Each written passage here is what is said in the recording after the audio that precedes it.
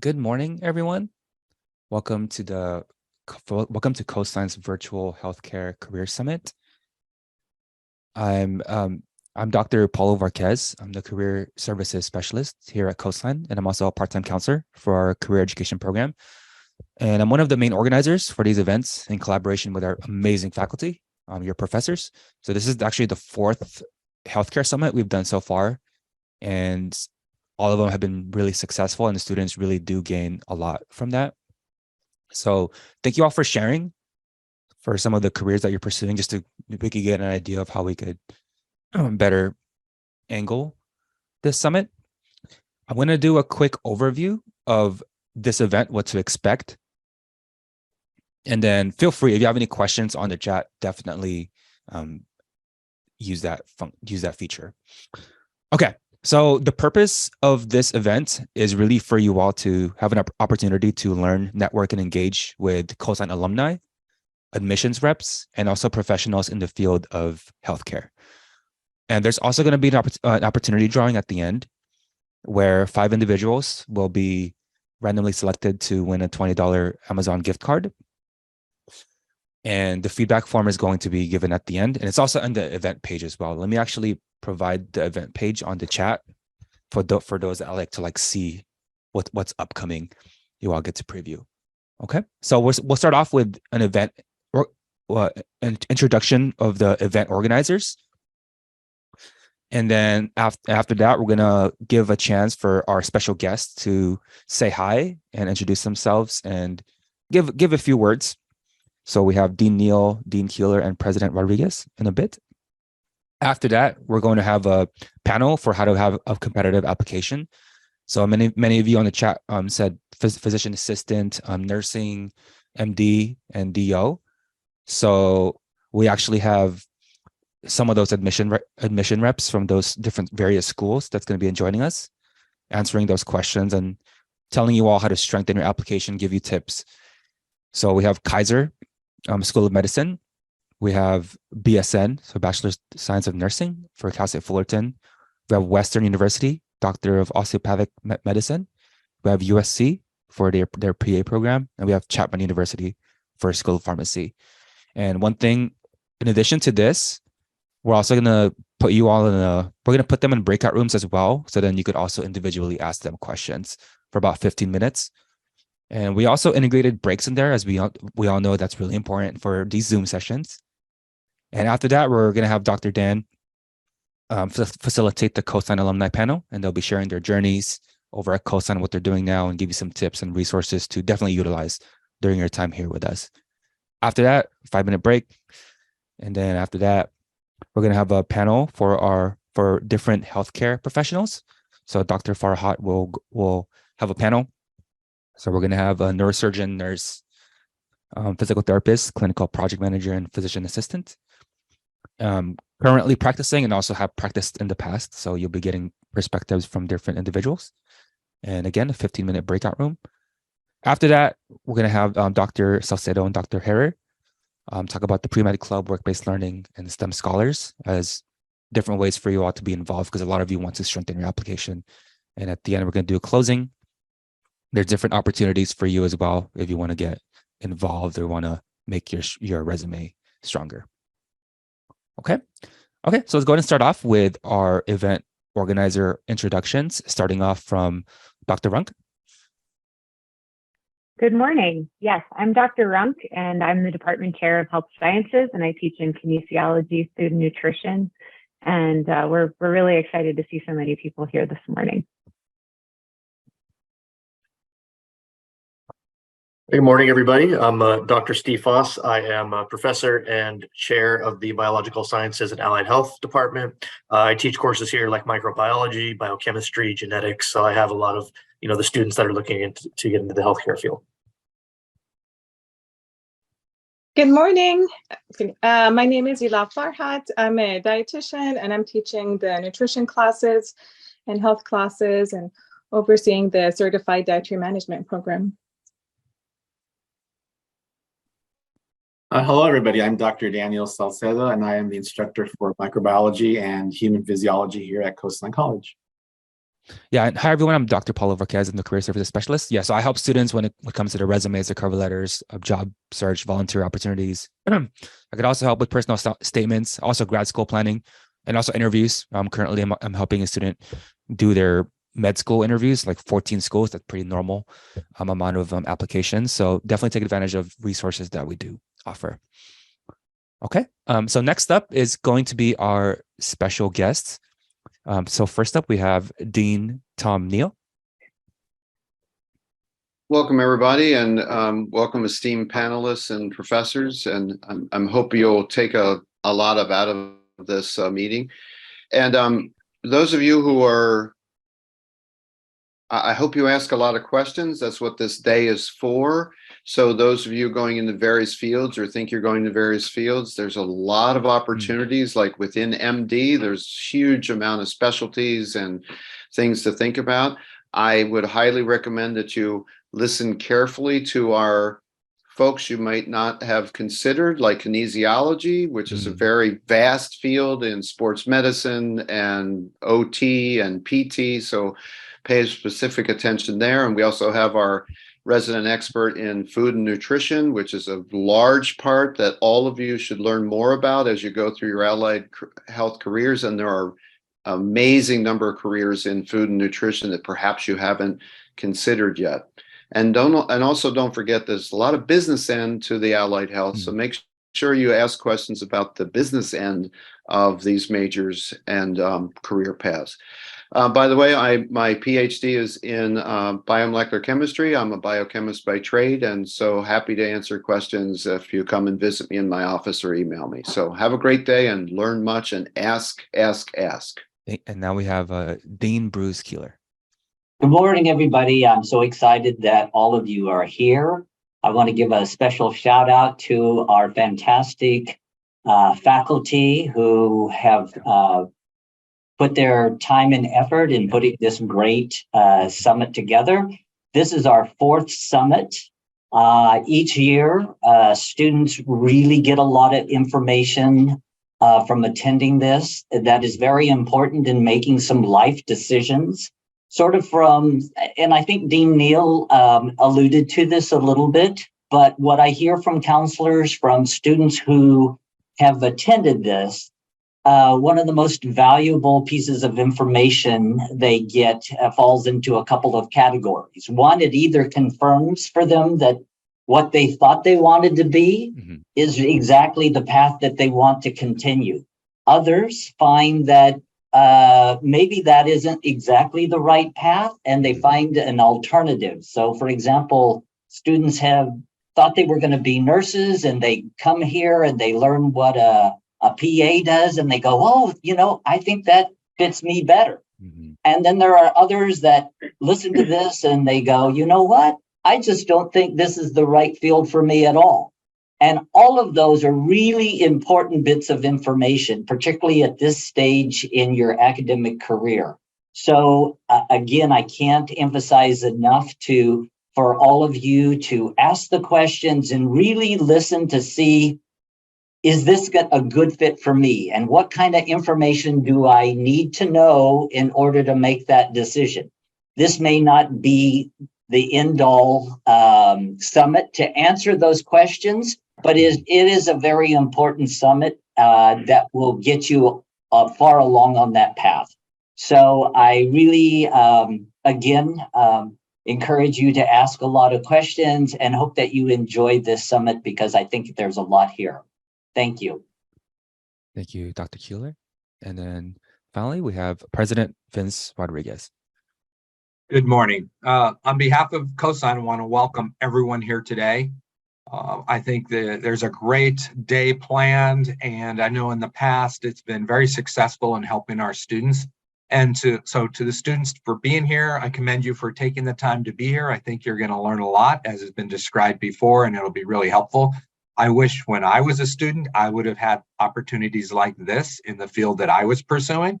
I think that would have helped me tremendously.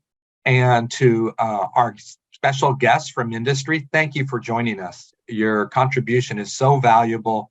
We appreciate that, and we appreciate the partnership we have with all the different entities away from Coastline, to the faculty that are here. I know you'll do a great job of adding to the conversation.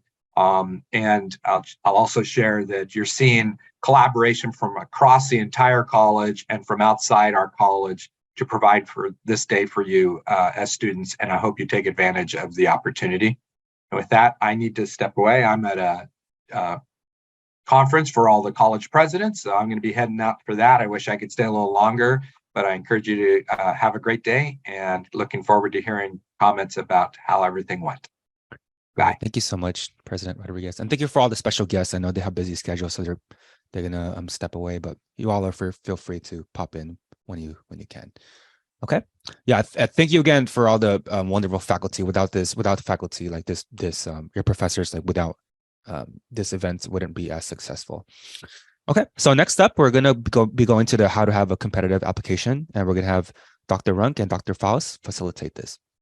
Great. Thank you, Paulo. And thank you to all of the applications and administration personnel that are here today to talk to us. This is a really valuable step, and this is probably the number one topic of questions that we get in all the letters of recommendation. How do you have a competitive application? So we're looking forward to this. Steve, you want to kick us off with questions? I would love to. So let me go ahead and grab that. It looks like I did a quick search. Looks like everybody's here. So we'll go ahead and get started with our first question. And so we're going to ask the panelists here to just very briefly to kind of give us an introduction to your program, maybe what makes it unique. And if you're willing, include the details that we get asked a lot about, things like tuition, length of the program. Those are things that students often want to hear about. So I believe I'm pronouncing it right. Ageisha, I know you've been with us for a couple of years now. I hope I'm pronouncing that right. We'll go ahead and get started with you. I was just sitting here thinking, not me. But good morning, everyone. My name is Ageisha Lanier, and I am an admissions counselor with Kaiser Permanente Bernard J. Tyson School of Medicine. We are located in Pasadena, California, and we opened our doors for the first time in July of 2020, so fairly new, but not the newest kid on the block, which I'm happy to say now. We are actually in almost ending our application cycle for our 4th class. So we're really excited about that. Our 4th class will be joining us this July. And we are already recruiting for our 5th class. So that is going on right now. A couple of things I would say as far as what makes our program unique. I think a couple of things make us unique. Our students actually begin doing what we call clinical rotations. We call it longitudinal integrated clerkships in their first 2 years, but really week 3, you're actually going to be in seeing patients in action. So you will be in a clinic as early as week 3. We do not have a cadaver lab. We actually have what we call an anatomy resource center. So our students are learning by way of virtual reality, mixed media simulation, basically a lot of things that you'll be using in the current space of medical field right now. And we will tell you that we do not have lectures. Our students are learning case-based team format, otherwise known as, most people call it, active learning. So if you're familiar with that, that is how our students are learning. So I would say that's some of the things that make us unique.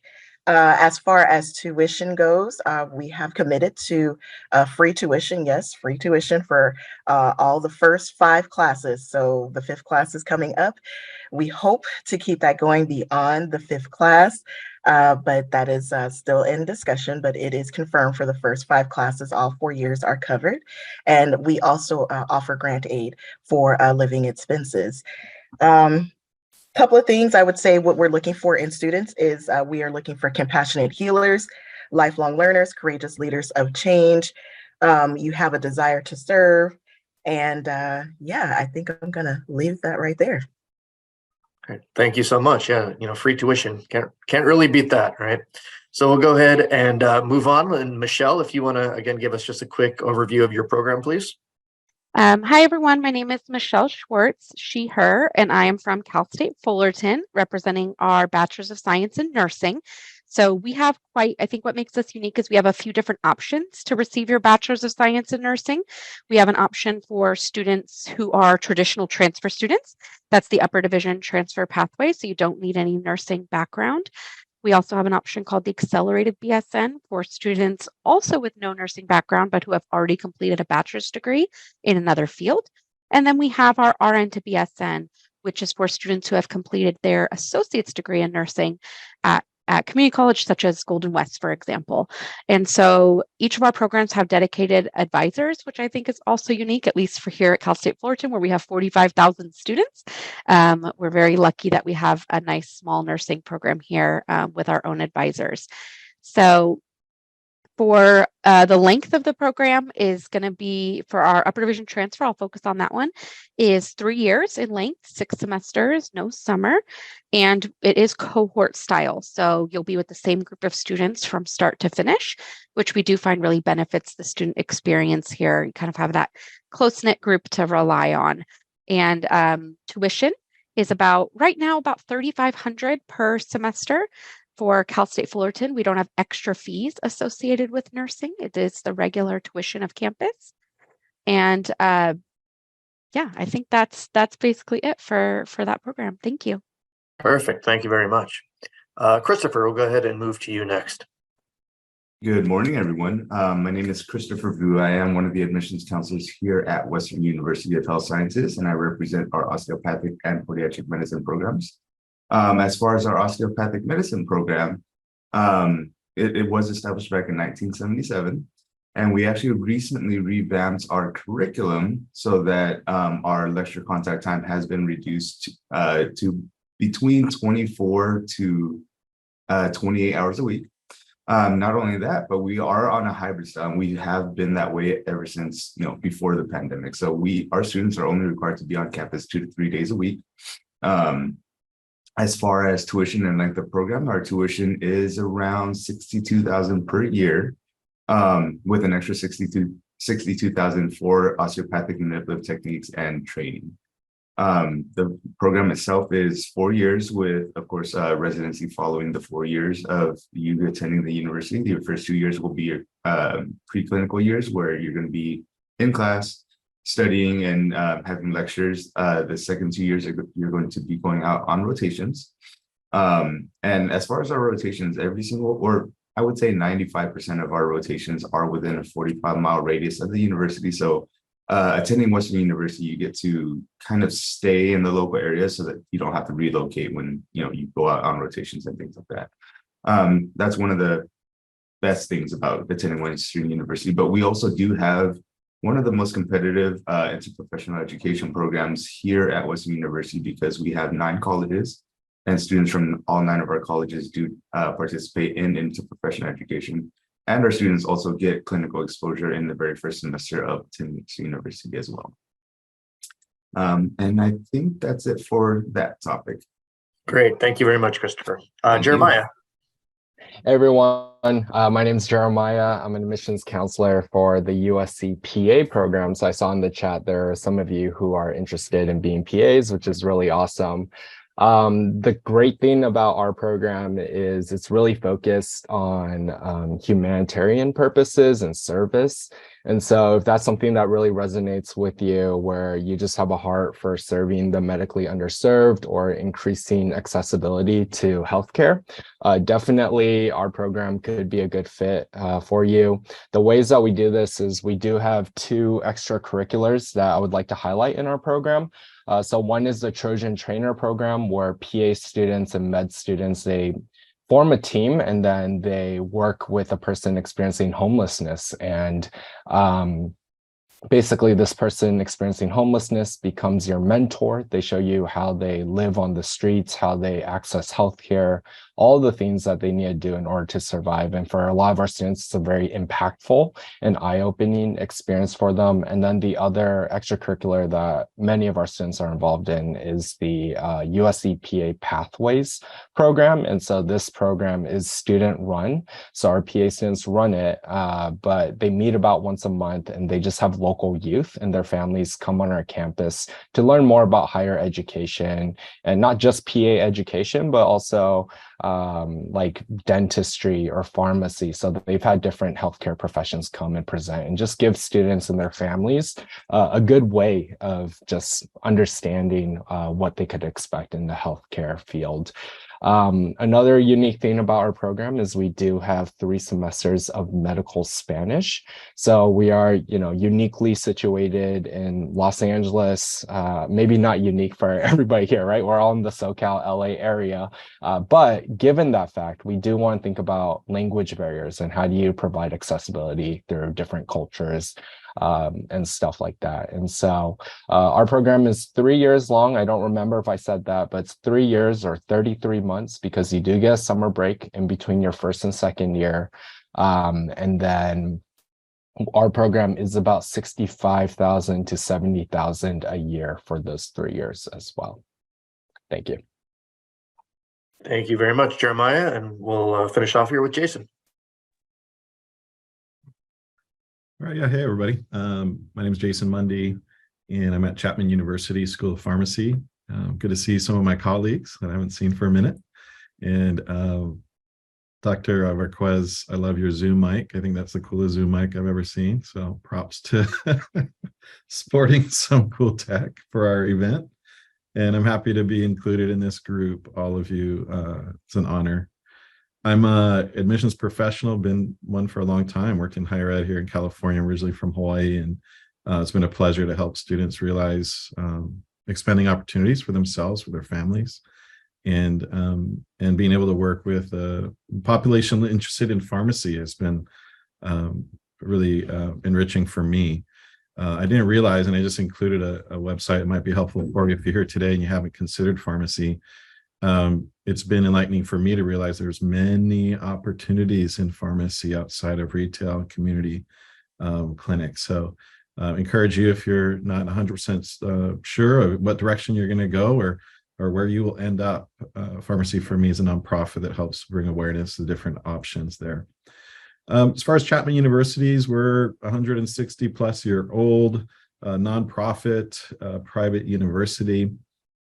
We're not a faith-based university. We are very committed to engaging and educating our world's population, and it shows in our enrollment. Our location is certainly a plus. We have a designated health science campus in Irvine, new construction, incredible tech, allowing you a flipped classroom environment, similar to what's was shared. Agisha shared about Kaiser, that kind of engaged active learning classroom environment. And so our location here, a hub of activity for pharmaceutical, pharmacology, biotech, pharma industry, allows a lot of opportunities to our students. Being from Hawaii, just noting that we're 15 miles to the beach is always something I always highlight. So nice to be in the safest city in California and top safest cities in the United States. Unique to our program, I guess, as a pharmacy program, and you may not be aware of this, not all pharmacy programs require a bachelor's degree. So something I like to tell our students, there's no BS here. There's no Bachelor of Science that's required. Now, most of our students do come in with a strong foundation, the hard sciences, and certainly you'll need to address all prerequisites before coming and perform well, especially if you're not bringing in an academic record that includes a bachelor's. But that's something very unique. You can become a doctor in your career a lot quicker with a program like pharmacy. Or the PharmD program specifically. And we do have an accelerated program. So really our doctoral program is a 3-year or 33-month program. Chapman's an R2 institution. We focus on research. And so with a Master of Science and PhD in Pharmaceutical Sciences, we get you around faculty that are very good at research and doing quite a bit. In fact, we're 4th in California for research funding. So well-funded opportunities for you to be on the front, have a front row seat to observe and participate in if that's your desire. And then Chapman is a fairly younger school of pharmacy. If you look kind of at the grand scope of things, but we're the first in California or in Orange County to be accredited as a pharmacy school. And we do have above average exam pass rates and residency placements, And pharmacy as a whole is not as competitive an environment as other medical programs. And so it's a bit like getting into the fast lane, going into a career of pharmacy. Cost of the program's about $240,000, 3 years to your doctor's salary. And I guess I'll leave it there. Thank you. Thank you so much, everybody. Dr. Runk, you want to go ahead and keep us going with the next question here? Yeah, sure. So we'll start backwards. How about that? So Jason, stay queued up and we'll rotate through that way. So the next question has to do with applications. So we're really curious, what does a competitive application look like for your institution? And some have different requirements that focus on different areas. So if you could share that with us, we'd appreciate it. Yeah, great question, especially as you're looking ahead to what you need to do to have a competitive and a standout application. I'll keep it brief because really for what I've seen, it boils down to two things: academic readiness and motivation for the field. So academic readiness, that plays into, does your program require a test? If it does, do well, study, take the time that you need, treat it like a job, right? Because it's going to land you a job. You need to focus in, do well on your test, do well on your coursework, have a strong GPA. If you don't have a strong GPA, take the time to correct your GPA, do well in those foundational classes. So academic readiness, it includes kind of a blend of experience too, right? Because then you kind of know what you're getting into, and then that will speak into your motivation for the field. And in my experience working with faculty for many, many years, they really want to know what's your intrinsic motivation to do well in this field, because these are rigorous programs. They're difficult. They're going to be hard. You're going to have days where you're going to need to draw on something bigger than kind of the surface or, type motivation. So what is your motivator? Find that, harness that, speak to that in your essay and in your interview. So yeah, I'll leave it at that. Academic readiness and motivation for the field. Great. Thank you so much, Jason.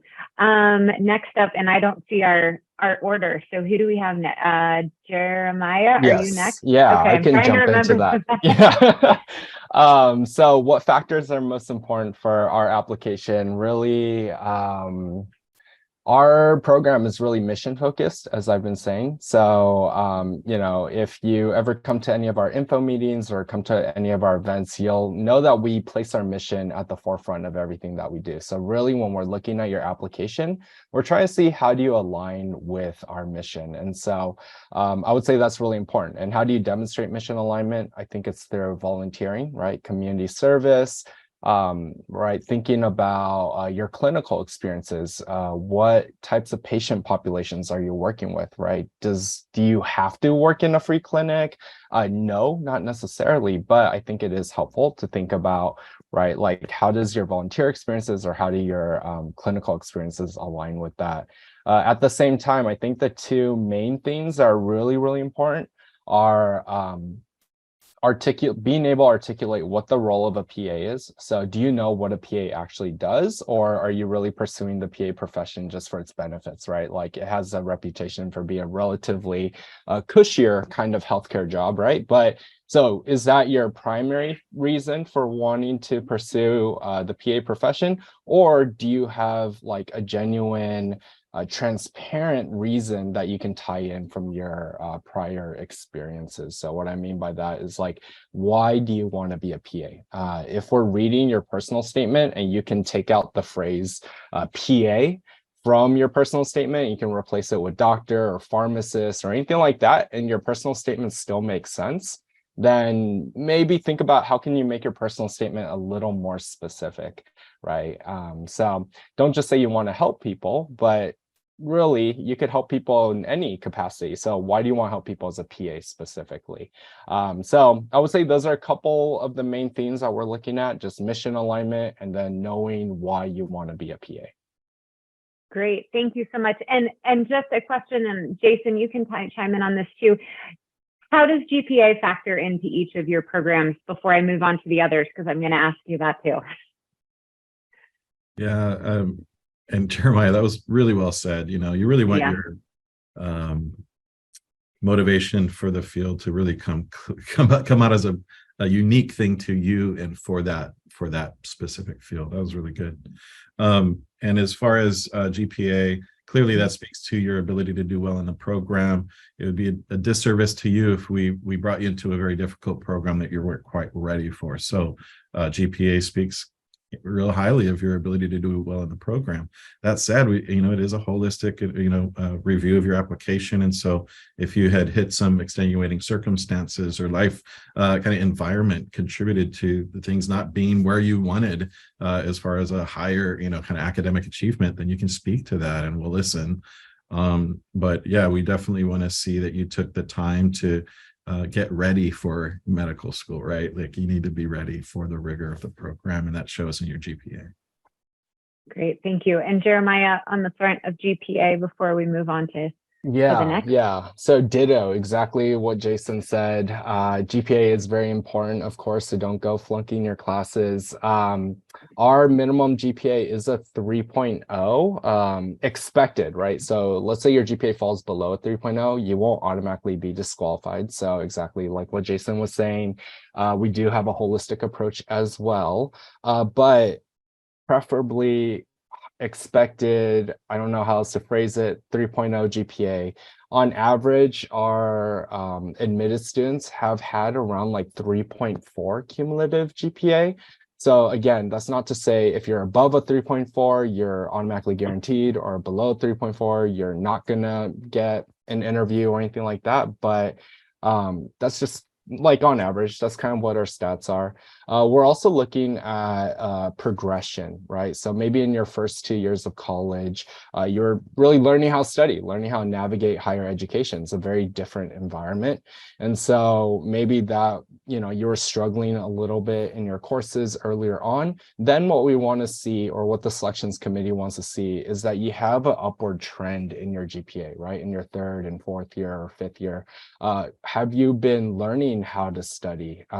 Did you start going to office hours? Did you start seeking tutoring services, right? We want to see that you've learned and developed those skills as a student to be successful. And I think that's really important. It is a very rigorous program academically and hands-on clinical wise. It is rigorous in all of those aspects. So do you have the ability or the understanding how to seek help when you need to seek help? That's really what we're gauging with your GPA as well. Great, thank you. Christopher? Hi, so Jeremiah actually covered a whole lot of stuff that is very, very similar to how our process works as well. We do have a very holistic approach to reviewing your application. So, just like his university, we do look for upward trends. We look for, any kind of trends. The committee's trying to figure out, what happened during certain years and, what kind of course load that you took and stuff like that. So with us, we don't assign specifically any weight to any part of the application. So let's say you had a 3.2, 3.3 overall science GPA. Our committee will look for those trends and, look for any type of, extenuating circumstances that may have led to that in your personal statement and things like that. We actually have a portion in our secondary where you can explain any extenuating circumstances yourself. We specifically have a portion of the secondary dedicated to that so that, you can fully explain what's going on or what happened or, what transpired during that time. But that's not the only aspect of the application that we look at our university. Again, because we don't assign any weight to any aspect of the application process. And of course, your academics are very important. So your GPA, your MCAT, and things like that are very important. But things such as any leadership experience you've ever had, any volunteerism, community outreach, clinical experiences, exposure to osteopathic medicine, all of that is taken into consideration when you are applying and when our committee is reviewing your application.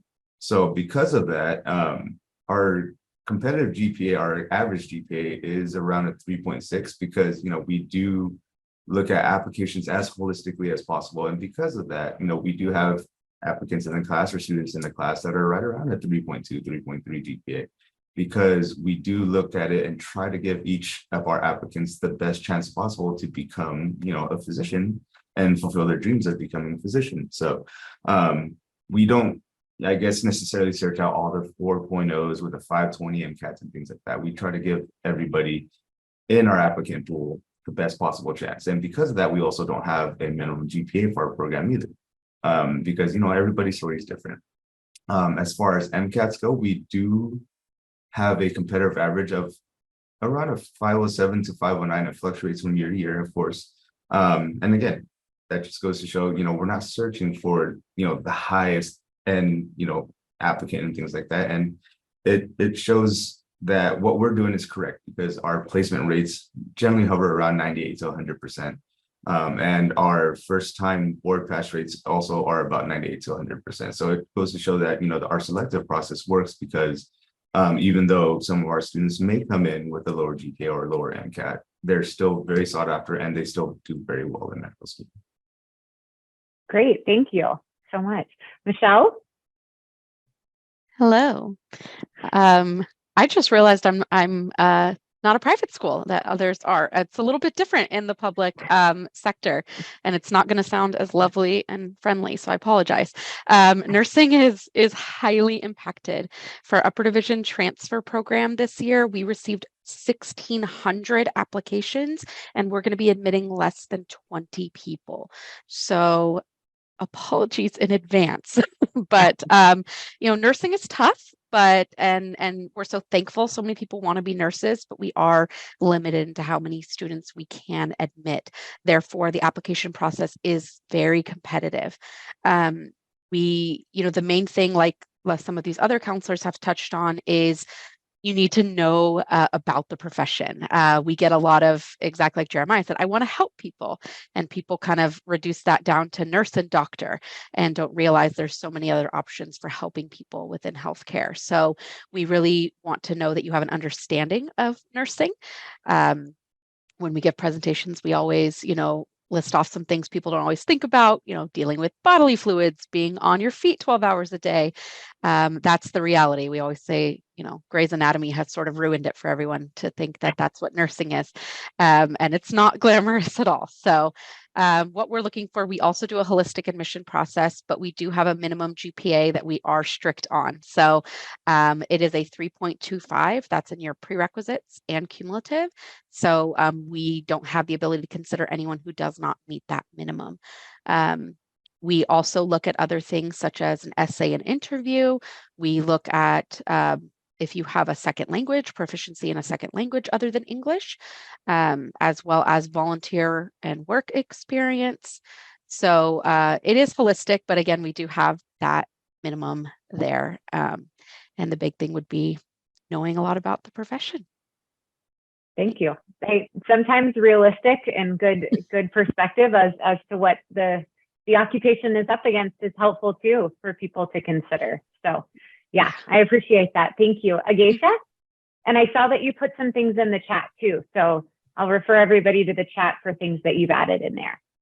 I did. I dropped our student demographics in the chat. I don't want people to get scared of the numbers because I know most people do. For our school, we are similar to Western, where we do not have a minimum GPA or MCAT requirement either. However, that does not mean that we're not looking at your MCAT and GPA. I always get this question, so I will just say, to be considered competitive, you want at least above a 500. Higher is always better. And you want at least above a 3.0. Higher is always better. So I will say that there is a chart, and I was really actually looking for that chart through AAMC, which is the organization where most of you will be applying if you're looking at medical school. But there's a chart that actually shows how many people apply to medical school and how many people get into medical school based on their GPA and MCAT. I really highly recommend looking at that resource because it gives you an idea, based on your GPA and MCAT, what you're working with. You want to consider how competitive you are because there are many, many applicants similar to nursing. I know nursing very well. I used to do that for 8 years too. So it's similar as far as competitiveness. I want to thank my colleagues for touching on pretty much everything that I would probably say to a prospective applicant. The biggest thing I would say in regards to, making sure your application is reflecting the mission and vision of the school that you're applying to. So you should be checking that for every school you're interested in, because that's the first thing our committee is going to look at is say, is this person mission fit for our school?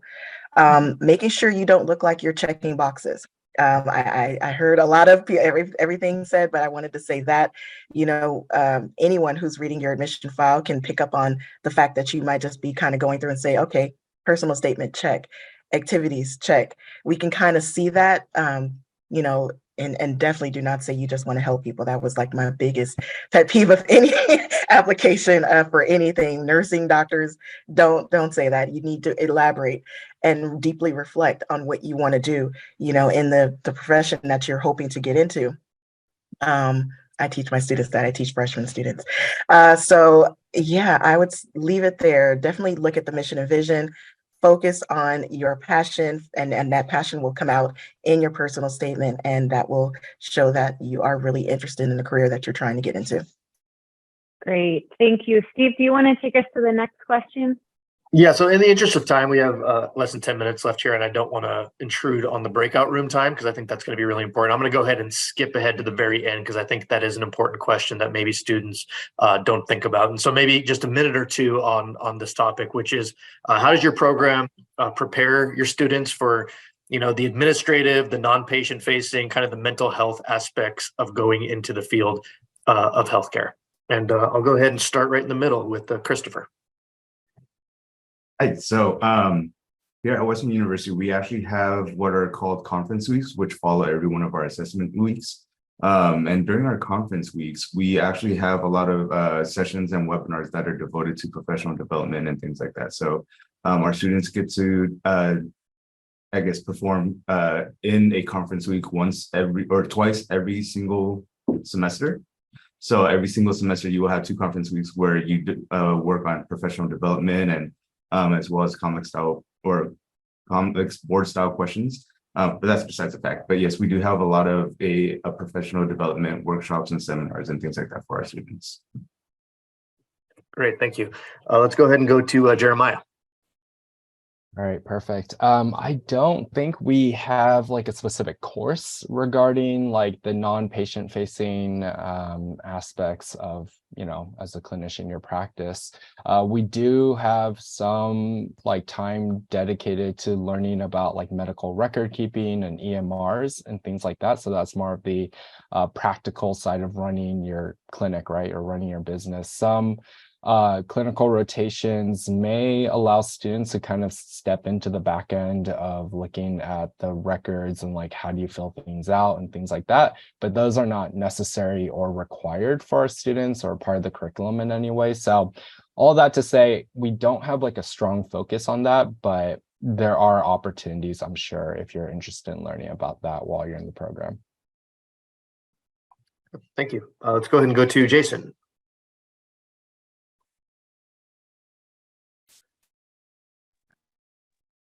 All right. Yeah, I think it's kind of woven in, right? It's not always kind of a single class and focus, but it's in there in the areas of interprofessional education. We work with our DPT and PA and comm disorders and bring in other MD students, and we bring in our clinical psychology students for a lot of interprofessional education opportunities. And so learning how that interaction is the concentric circles of the care team for individuals. So there's that aspect of learning. There are a lot of elective options here, over 40 options for 4 classes that you need to take. So some students go beyond the requirement on electives and take classes that give them a little bit more insight into that. There's a leadership track that's a bit competitive our students apply to and can be kind of mentored along that track of leadership to be able to stand out in other areas in the career, be a standout in other areas of the career. We also have faculty whose emphasis is economics and policy and compliance and patient safety and that movement, regulatory affairs. And so some of those elective opportunities or even capstone options would kind of trail alongside some of those outer areas of clinical pharmacy. And then student organizations. As far as self-care, we have on-site counseling, career specialists to help students with some of that planning and preparation. And of course, in rotations, there's a variety of different experiences that our students can choose from that can include, the non-typical pharmacy location. Perfect. Thanks so much. Let's go to Agesha. Our school has a program or a course called REACH, which stands for Reflection, Education, Assessment, Coaching, Health, and Wellbeing. It's a 5-module learning series that takes place every quarter in 1-week blocks over 4 years, and it emphasizes personal and professional development for our students. The students practice, they engage in wellbeing practices, learn new ones, how to maximize their resilience skills. They talk about self-reflection, goal setting with their REACH coach.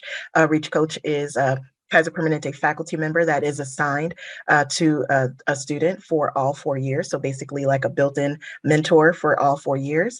And that mentor will help them reflect on their performance and also helping them define their professional identity as a future physician. Great, thank you. And we'll finish up with Michelle. Yeah, so we do have in our program a leadership class where the focus is not on patient-facing activities. The whole clinical, of course, does take place in the hospital, but on the leadership side. So instead of patient-facing, you're going to be doing projects, working on basically a large project that help improve a process at the hospital. So that would be our main source for this. We also do interprofessional education in our simulation lab with our kinesiology department, as well as our speech pathology students. And then right across the street, we have an ophthalmologist school. So they come over and we partner with them as well. Like some of the others mentioned, we also, of course, have free counseling on campus, all sorts of resources that our students can take advantage of, as well as a nursing student association. They do a lot of volunteer work and professional development, go to conferences and so forth. And additionally, we have an optional peer mentor class as well. So students can opt to be a mentor or be a mentee and get a nursing student who's further along in the program as their mentor. Great, thank you. Thank you, everybody. Yeah, so I think it's just important when the students are considering programs to be looking at things outside of just kind of the academics of the program, because these programs obviously have a lot to offer in those realms as well. So again, something to consider when you're comparing programs as well. So thank you for our panelists. I think, Paolo, I think we're probably good to start the breakout room, maybe a minute or two early, just to make sure everybody gets their questions answered, if that works for you.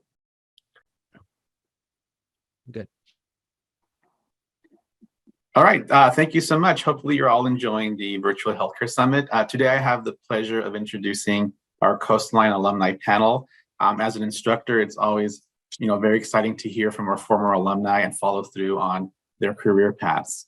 So today we have 4 alumni who have volunteered their time to come in and speak to you about their journey into becoming their professional healthcare field. All right, so I'm going to be asking questions, so feel free to share your experiences with our students. Okay, so my first question is obviously to introduce yourself, and then what have you been doing since you finished your studies at Coastline? We'll start with Janelle. Hi, my name is Janelle, and right now I am in the School of Nursing at Azusa Pacific. And I got into the entry-level master's program, and I started in summer of 2022. So I'm about halfway done, actually. So, yeah. All right, thanks. We'll move over to Anna. Hi, I'm Anna. I am currently completing the Master's Direct Entry in Nursing program at Columbia. I started in June of 2022, and I'm 6 months from being done. Wow, fantastic. Moving on to Denise. Hi, everyone. I'm Denise. I'm currently a first-year optometry student at Western University. So, yeah, that's me. It's going to be a little bit longer than 6 months for me to be done from here. All right, thank you. And then Caitlin. Good morning, everyone. I'm Caitlin. I'm currently working on applications for a master's in occupational therapy. All right, fantastic. Thank you all for introducing yourselves and what programs you're in. The second question today is, which classes or class did you take while you were at Coastline, and how did these classes help prepare you for your current and future studies? We'll start backwards with Caitlin. So I took exercise physio and then a testing and prescription class, because I was really interested in the body and finding out more about whether I wanted to go into physical therapy or occupational therapy. So those, along with my anatomy and physio background, really helped me decide what aspects I wanted to focus on in my future career. All right, fantastic. Denise? So the classes that I remember taking, and this was just Coastline, was like physics. I took physics.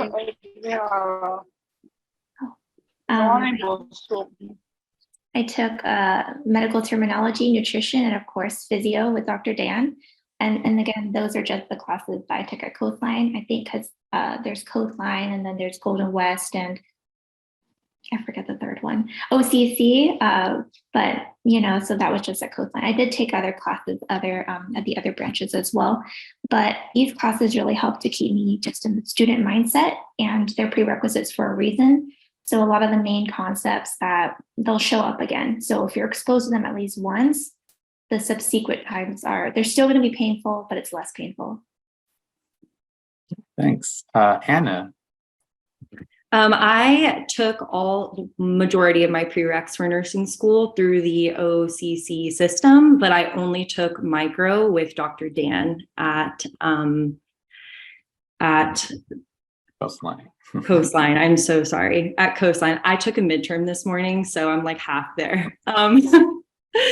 But ultimately, I really enjoyed micro. I had a really great time in that class and didn't think that I would like it as much as I did. And all the concepts that you learn in your prereq classes, like Denise said, will show up in whatever program you do again. It's always like a deja vu moment when I'm in a class and they like bring up gram-positive bacteria and I'm like, oh, I know that. So ultimately, everything that you do prior to getting into whatever program you go into, you'll learn that stuff again. All right, thanks for sharing that. Janelle? Yeah, I'll second everything that they have all said. The classes I took were like the four main science prereqs. I took physio, anatomy, chem, and micro at Coastline. And I would say they're all important, but like physio is like probably, I would say, the most important if you're going in, well, if you're going into any of them, but nursing especially, because with pathophysio, you do have to remember some anatomy as to like where things are structurally located, but a lot of it has to do with how your body is functioning normally, and then you'll learn the abnormal stuff. So physio is definitely, if you can retain one of the classes, retain that class. But yeah, those are the four classes that I took at Coastline. All right, thank you so much. Next question for our panelists. What are some of the challenges you have faced during your current journey after Coastline? How is it like being in your program? So we'll start with Anna on this one. So I had about a 6-month break in between finishing my prerequisites and getting into nursing school. So during that time, that's when I did all my application stuff. And that was really challenging because you have to be really organized. You have to really be dedicated to finding programs that are right for you.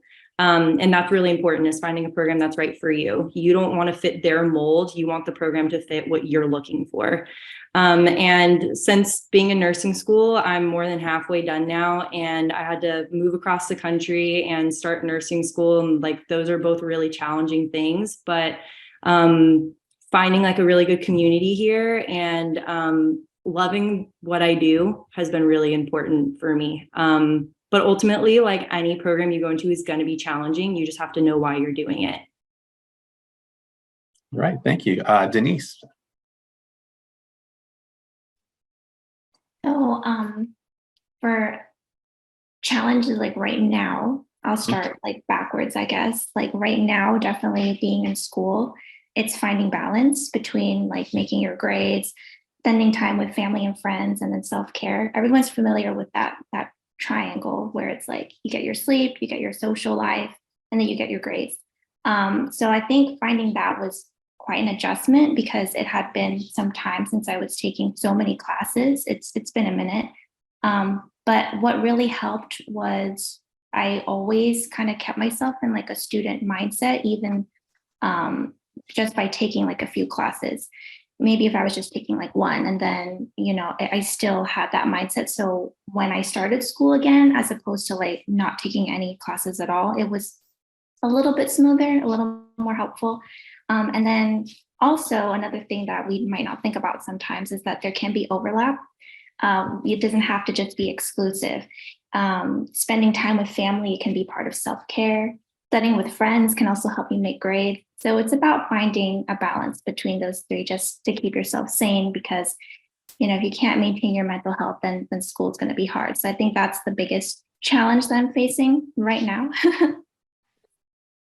Yeah, thanks for sharing that. Caitlin, what were some of your challenges going on right now?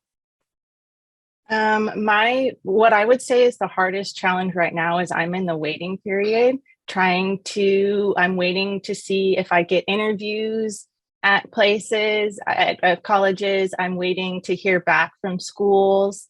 And that's a kind of a stressful time. I wasn't sure what I wanted to do between occupational therapy and physical therapy. So the application process really helped me kind of find my path. And then now my biggest challenge is just the waiting. Okay, thank you so much. And Janelle, on you. Yeah, the waiting is definitely hard, Caitlin, because we've all been there and you're just like, I just want to know.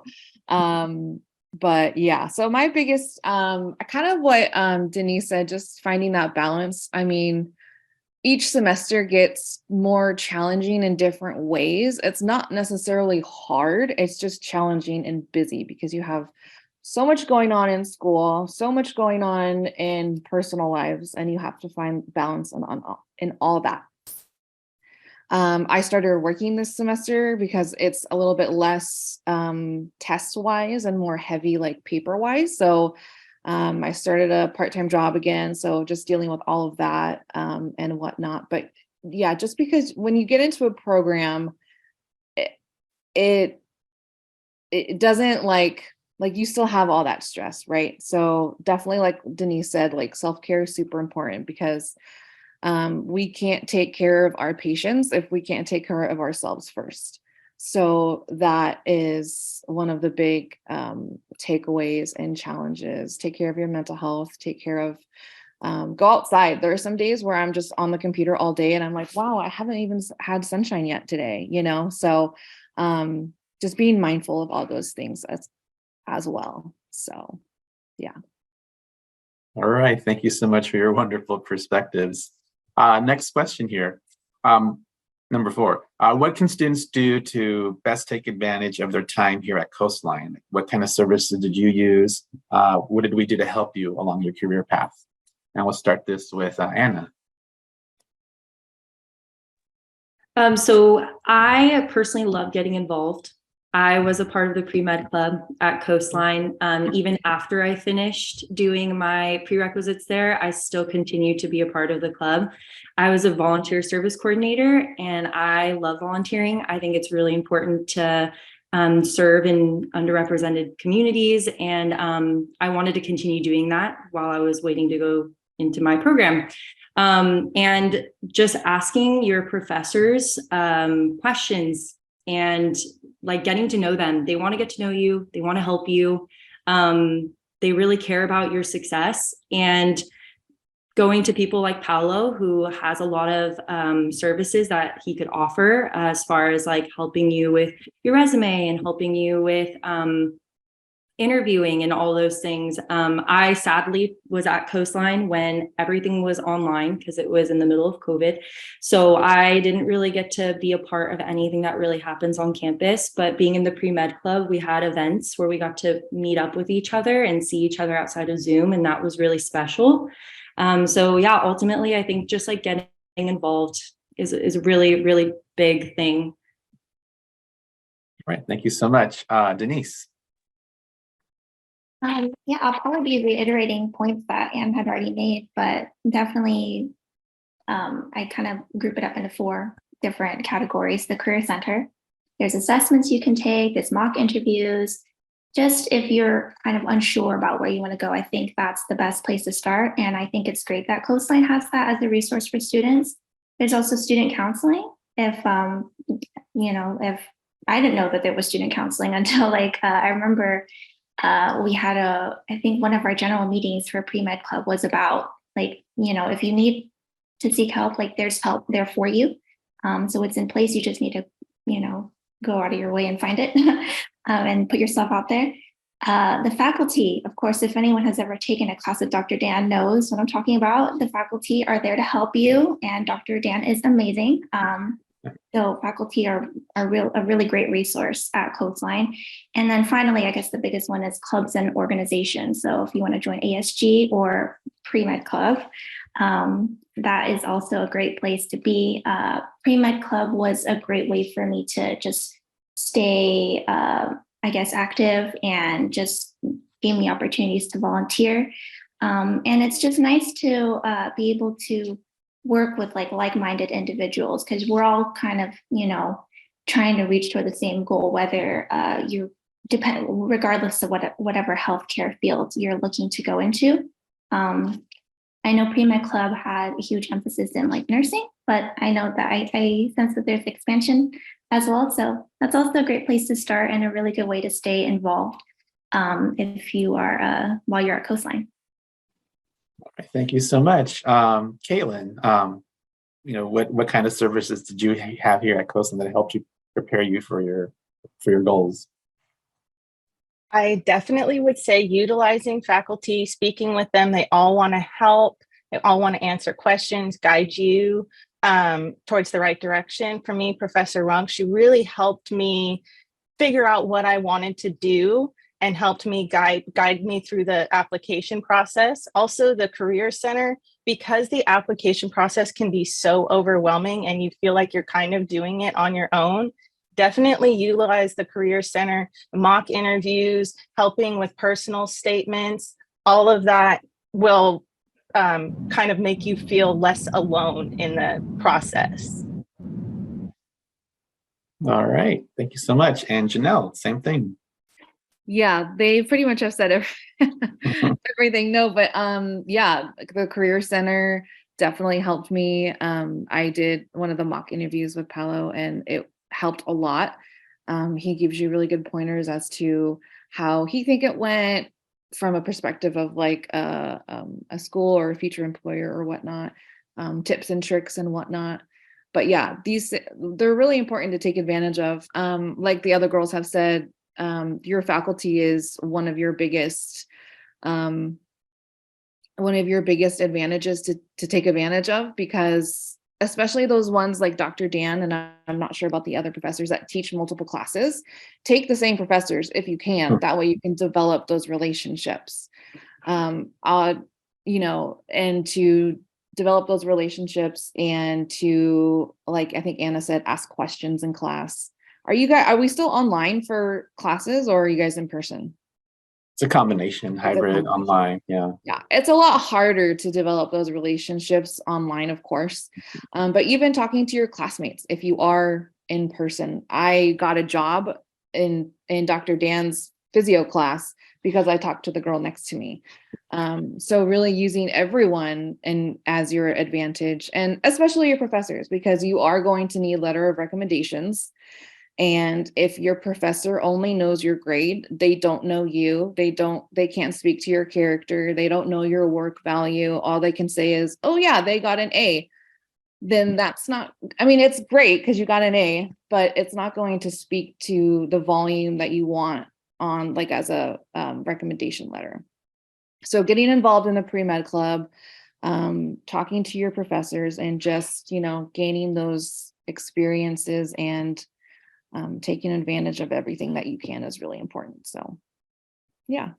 Yeah, really great information, which kind of leads into our next question here. So feel free to expand on this.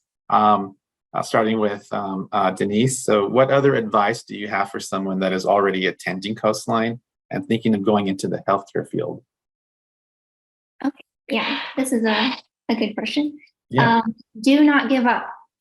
Even if you're just kind of curious, don't cheat yourself out of a learning experience. If you're thinking, oh, maybe I want to go into nursing, just, expand on that. Let yourself be curious. get out of your comfort zone and just put yourself out there, whether it be by volunteering, joining the pre-med club, or taking more classes, even if it's just like 1 or 2. And you will never know if you don't try, if you kind of restrict yourself, you're keeping yourself out of that experience.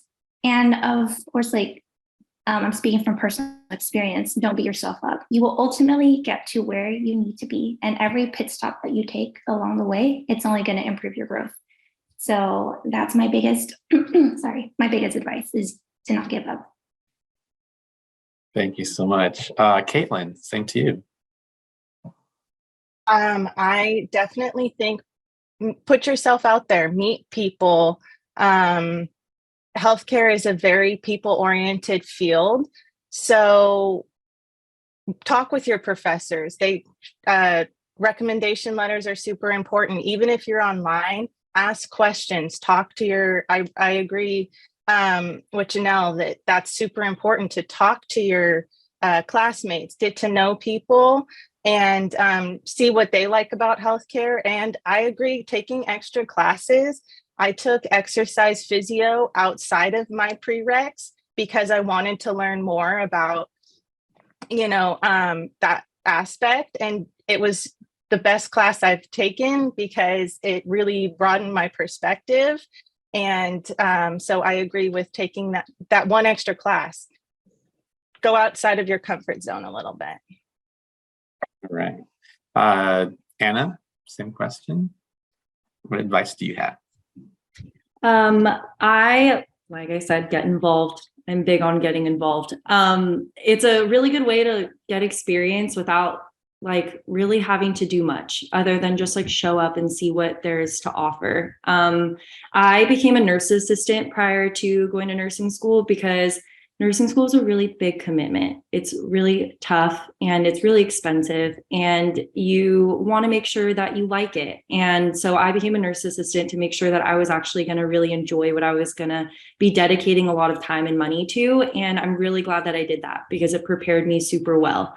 And I volunteered and I went abroad and I did volunteer things abroad. And I just wanted to make sure that I had like a really good picture of what my heart just like loved. And that included like some of the classes that I took, like taking anatomy and physio were so challenging, but I genuinely enjoyed it. And those are things that you'll catch yourself thinking in the middle of taking these courses, or do you like it? Do you not like it? And you can investigate those things. You can try them out. So just getting involved, getting out there, trying new things, never giving up, like Denise said. Wonderful. And then Janelle. Yeah, ditto what everyone else said. I was also a CNA, well, still am a CNA, along with Anna. So definitely nursing school is expensive. If you go the private, master's degree route, if you go the community college route, it's not as expensive. So we'll weigh your pros and cons, but it's going to take a lot of time, a lot of your effort, and a lot of your money. And there are people in my cohort with me who kind of not regret going into nursing, but they really didn't know what it was really involved with. They didn't know, they had never stepped into a patient's room before, which is fine, but it is nice to get that experience and get that hands-on so you do know if you like it. So you aren't wasting your time in nursing school. You're not wasting your money and whatnot. You could, if you want to do pre-med, you can work as a scribe and follow doctors around and just take their notes. You can do the Hoag Health Scholars and you won't have as much patient interaction, but there are definitely ways to volunteer, get involved. I thought I wanted to do speech pathology before I started volunteering with a speech pathologist and realized that's not what I wanted to do. I wanted to do occupational therapy. I volunteered with an occupational therapist, realized that was what I wanted to do. So realizing those things, I would not have had that without putting myself out there and getting into those specific, because you do have to work hard at saying, hey, I'm a student volunteer. Can I volunteer with you guys? You have to put yourself out there. You have to make those emails and do all those things. So yeah, my advice would just be to get involved with whatever realm of healthcare you want, whether it's nursing, occupational therapy, pharmacy, whatever. So get involved. How do you become a nurse assistant? Sorry, I'm reading ahead of your questions, Dr. Dan. Perfect. Go ahead. So there are some community colleges that offer that program, but they're far and few between. You do have to kind of look at what, like you just have to literally Google CNA certificate, certified nursing assistant certificate. I went to a little school in Garden Grove or Orange, I forget where. And it was, my program was like a really fast, it was a 3-week program. And then you take the test and you become a CNA. You can start working wherever you want as a CNA if you get hired and whatnot. It is expensive, but it outweighs the cons of not having that experience. The school that I went to was about, for the whole thing, like $2,000, which is definitely expensive, but like I said, it's put me at the top of my class, like for pretty much everything. And especially in clinicals, because it's just like clinicals. So yeah, that's what I have. All right. Yeah, thank you so much. And that pretty much ends our panel now. Thank you to our alumni for taking your time off of your busy schedules to come here and speak to our Coastline students. It's amazing to always learn from you guys and see how you guys are progressing in your education.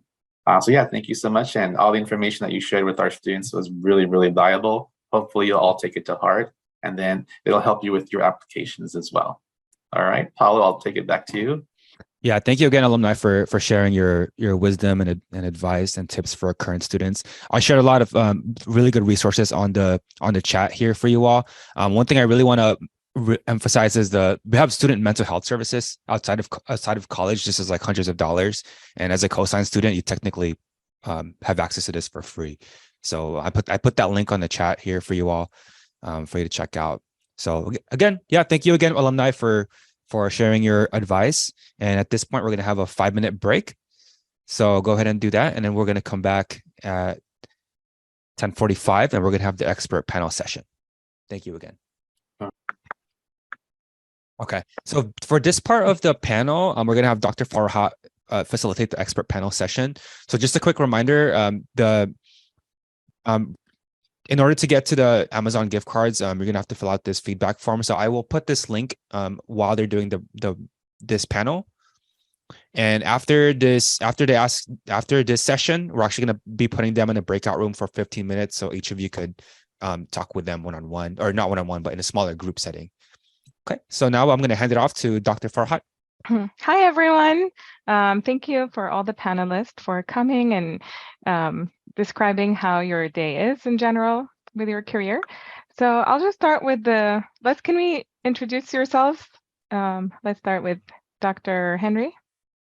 Good morning, everybody. My name is Debbie Henry. I was a practicing neurosurgeon for 26 years and then got bitten by the teaching bug. And I now teach anatomy and physiology here at Coastline. Thank you. What about Lori?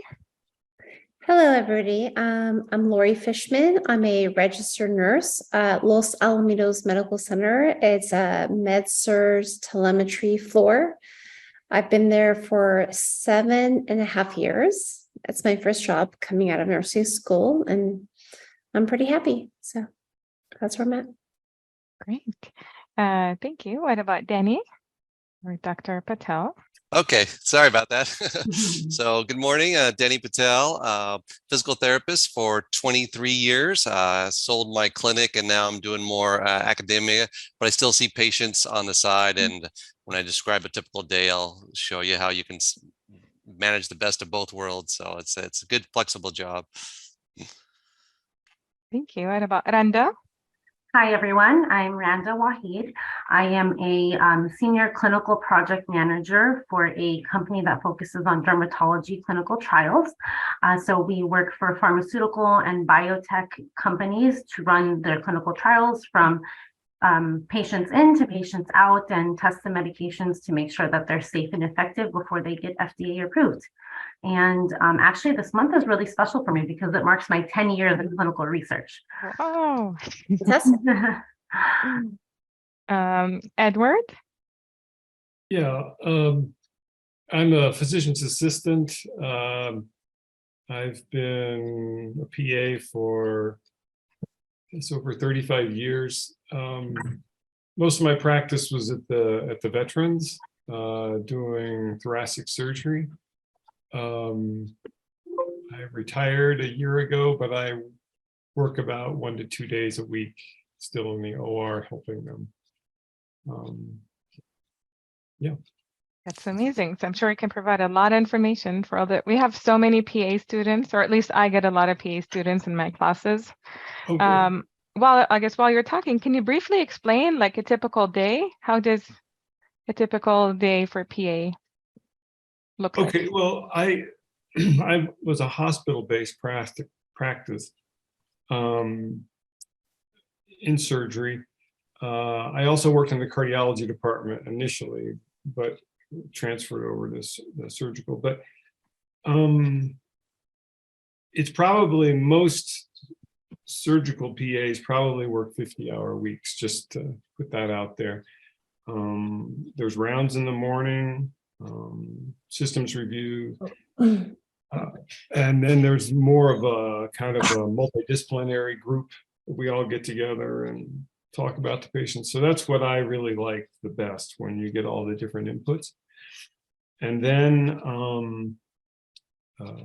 any bedside procedures that need to be done. And then we don't go to the operating room every day, but by mid-morning, we're into notes, discharges, reviewing any consults, getting ready for clinic. And then in the afternoon, we continue any surgeries we started earlier in the day, or go to clinic. And then there's always phone calls and walk-in. And then it varies. And that's what I think I like about being a PA, is that you can do a whole lot of different things. And so that's maybe not the typical day, but it does provide a lot of patient education, a lot of procedural stuff, and then a lot of interactions with consultants and your peers. So I don't know, it was really invigorating for me. You couldn't, you had to be on your game when you came to work. Have you always been working in the same area, or have you changed areas throughout the years? I always wanted to do cardiology, and I came out of practice, out of school, was at Baylor. A lot of cardiac going on there, and then I moved here to Albuquerque, and then kind of had to start over. And then, but eventually, after a year or so of urgent care and stuff, I got into the cardiology program, and then I transitioned. The last 25 years has been surgery, though, cardiac mostly. That sounds great. It sounds, in general with PA, it sounds like there's so many different opportunities, and you can change areas or of interest over the years. So that's also pretty great. Right. Okay, what about Lori? Can you tell us briefly what a typical day for like a nurse looks like? Sure. Well, a typical day for a nurse in a hospital. Well, here's the thing. So there's 2 typical days, right? So you could have a day where it's like you go in 7 a.m. and you get a report on your 4 patients. Well, and that depends, because in telemetry, which is heart patients, you get 4.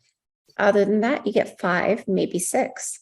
So for me, it was always 4. You get report, and you go to your patients' rooms. They're breathing, they're fine. Then you pass your morning meds, and then they're great. And then you go to your afternoon meds, and you pass those. Everyone's great and breathing. And then you go to your evening meds, which is about 5 or 6. And again, everybody's breathing and fine and no issues. And then you go home. That would be a typical ideal day. However, I want to tell you about the real days. The real days are you come in at 7 a.m., right? You're getting a report, and in the middle of your report, about 7:25, your patient codes. At 7:25 a.m., you're like, oh my gosh, you're doing CPR. And then at the same time, your other patient is climbing out of bed and they're falling out. So you're like, oh my gosh, I have no sitter for this patient. And how am I going to contain this patient so they don't fall and get injured, right? Because that's a whole other issue. So then you have those two, right? And then you have two other ones that are pretty good, but still have issues going on. But at the same time, you don't have a charge nurse that can check in on those patients. You're like, oh my gosh, who's going to look at those patients, right? So you have to prioritize, right? So the person that's not breathing, you're going to go and you're going to do your CPR and make sure they're good, send them off to ICU. Then you're going to go check on your patients falling. Hopefully somebody's coming at that time and make sure they have not fallen. And then once everyone's taken care of, you're going to look and see, okay, what medications do I have to give to the other two remaining plus whoever's remaining on the floor? And then you go chart. And they're like, please, nothing else happened. Then it's like maybe 12 o'clock, 1 o'clock, you do those meds. And you're like, please, nothing else happened. Well, something else happens. Doctors putting in all these orders for certain things. You're like, oh my gosh, why am I giving this patient blood transfusion? Okay, so that happens. And then, I don't know, so you're doing that. Patient's in ICU. This patient's falling. You need to get a sitter for this patient that's falling. Then maybe, I don't know, 5, 6 o'clock. You're like, okay, everything's calming down. I don't know. Somebody's blood pressure tanks. You're like, oh my gosh, why is your blood pressure like 80/50? Then you're calling a rapid response for this. And then you're calling the doctor. They're not calling you back. You're like, what do I do? Nobody's calling me back. I don't have orders. And then it's 7 o'clock and you're like, okay, great. I can go home. You can't go home because if your patient's in rapid response, their blood pressure is low, you're not going to, leave that to the oncoming nurse at night. Here you go. They're going to die. Here you go. Bye. I'm going home. You're not going to do that. So you're going to stay and you're going to make sure you get all the orders from the doctors and then you're going to pass it on to them. But still at 9:30 at night when you're home, you're probably going to be thinking about that patient. What happened? Did they make it? Did they take them to the ICU? Did they not? And then you go to sleep and you wake up. So that's a day. And start all over again. And then you start all over again. If you go back the next day, like back-to-back shifts, but yeah, that's a day. Well, that sounds very intense. Very. Yes. Okay. Thank you, Lori. What about Dr. Henry? Debbie? And that mute button that moves around. Well, I want to So say you're the that people that boss around Lori, huh? I want to say that that both Ed and Lori hit the nail on the head in that there is not a typical day, right? Every day is a little bit different, which is what I think allows what makes us navigate to these fields a lot is because you're not doing the same thing every day. And so I did a lot of different things in neurosurgery. I was in private practice. I was in quasi-academics. I was in academics. I was an employed physician. And I did locum tenens. So I have a variety of experience of what different types of jobs are, but they all have certain things in similarity. Like Ed was saying, you spend your days in clinics where you're seeing patients, and then you spend your days in the operating room. And if you're lucky, you have what's called block time in the operating room, where that you get that block, and usually nobody else gets it unless an emergency comes in. Like Ed's patient all of a sudden crashes after a carotid endarterectomy, and they bump your elective case, and you don't get to start. So even the days where you think it's going to go just smooth and fine, like Lori said, it will often have a little caveat to it that'll change your day up. If you go into surgery, the reason you do it, in my opinion, is because you really like working with your hands. I loved surgery because you start and you finish. You don't leave someone hanging afterwards and you're done, right? So you actually have something that you're doing with your hands that you finish at the end of the day, which is not true of everything in medicine. But a typical day would involve seeing patients, usually one or 2 days a week, and doing surgery 2 days a week. And then the 5th day of the week is often catch up, doing either seeing patients or doing cases that you couldn't get booked. And the weekends depend upon whether or not you're on call. So that's it in a nutshell. How many days would you have surgery and how many days would be like? So usually surgery twice a week. Though if you have a case that's urgent to do, you can do it on any of those days or on the weekend. So if someone came into your office and they had a brain tumor and you didn't think they could wait, and everything was already booked that week, you could do it in the evenings, you could do it on a Saturday, you could do it on a Sunday, you could find free time that somebody else didn't book. So if somebody had a lumbar disc herniation with pain down their leg, and it was simply just pain and maybe a little bit of weakness, it might not be an emergent thing. So that's an elective case, and that could be moved to another time. So it's all these little nuances. How would your work overlap, or when do you work with the PA, for example, with Ed? Like, how would he come in the picture during surgery, for example, that you're performing? Well, I was never lucky enough to have any of my friends who were PAs, because they didn't live in the same state with me, work with me. You can have, and Ed can speak on this, he can speak about PAs, and there's also a registered, Lori can speak on this, a registered nurse first assistant, RNFA. Both of those in the operating room will do similar things. So RFNA is only in the operating room. So let Ed speak about how he helps the surgeon. Right. So one of the jobs that I do is harvesting the saphenous vein out of the leg for the bypasses. So that's kind of my major role. But then as soon as you're done with that, you have to go up and first assist the surgeon who's opened the chest, and they're ready for the conduit, and the conduit being the vein. And so then I'll help, with the rest of the procedure, take them on and off bypass. We make sure each of us are communicating all the time while we're doing this, and communicating what we think are happening to the anesthesiologist, that's taking care of the patient, keeping them comfortable during the procedure. And then also the perfusionists who run the heart-lung machine. So there's a lot of interaction that the surgeon, is obviously in charge, but I'm always there to, make sure that other things are, going along, and interfacing with things when he or she can't, be available for that. Very interesting. Yeah. Great. Thank you so much. I guess we'll move more into the other side of more like the, not the bedside. Rhonda, can you tell us more about your day? I see someone also said how you're the role model and they've been following your work. Thank you. I appreciate that. Hi, everyone. Okay, so I work remotely from home. We've moved into this. I even worked remotely from home before COVID. I'm like I said, clinical project manager for a company that runs drugs for pharmaceutical companies. So my typical day, first and foremost, I work with people all over the world. So at the beginning of my day, I'm always checking my team's messages and emails to ensure that I get anything out of the way that came in from any of my team from the EU, because when I log on to my day, they're logging off. So I want to make sure I don't miss anything.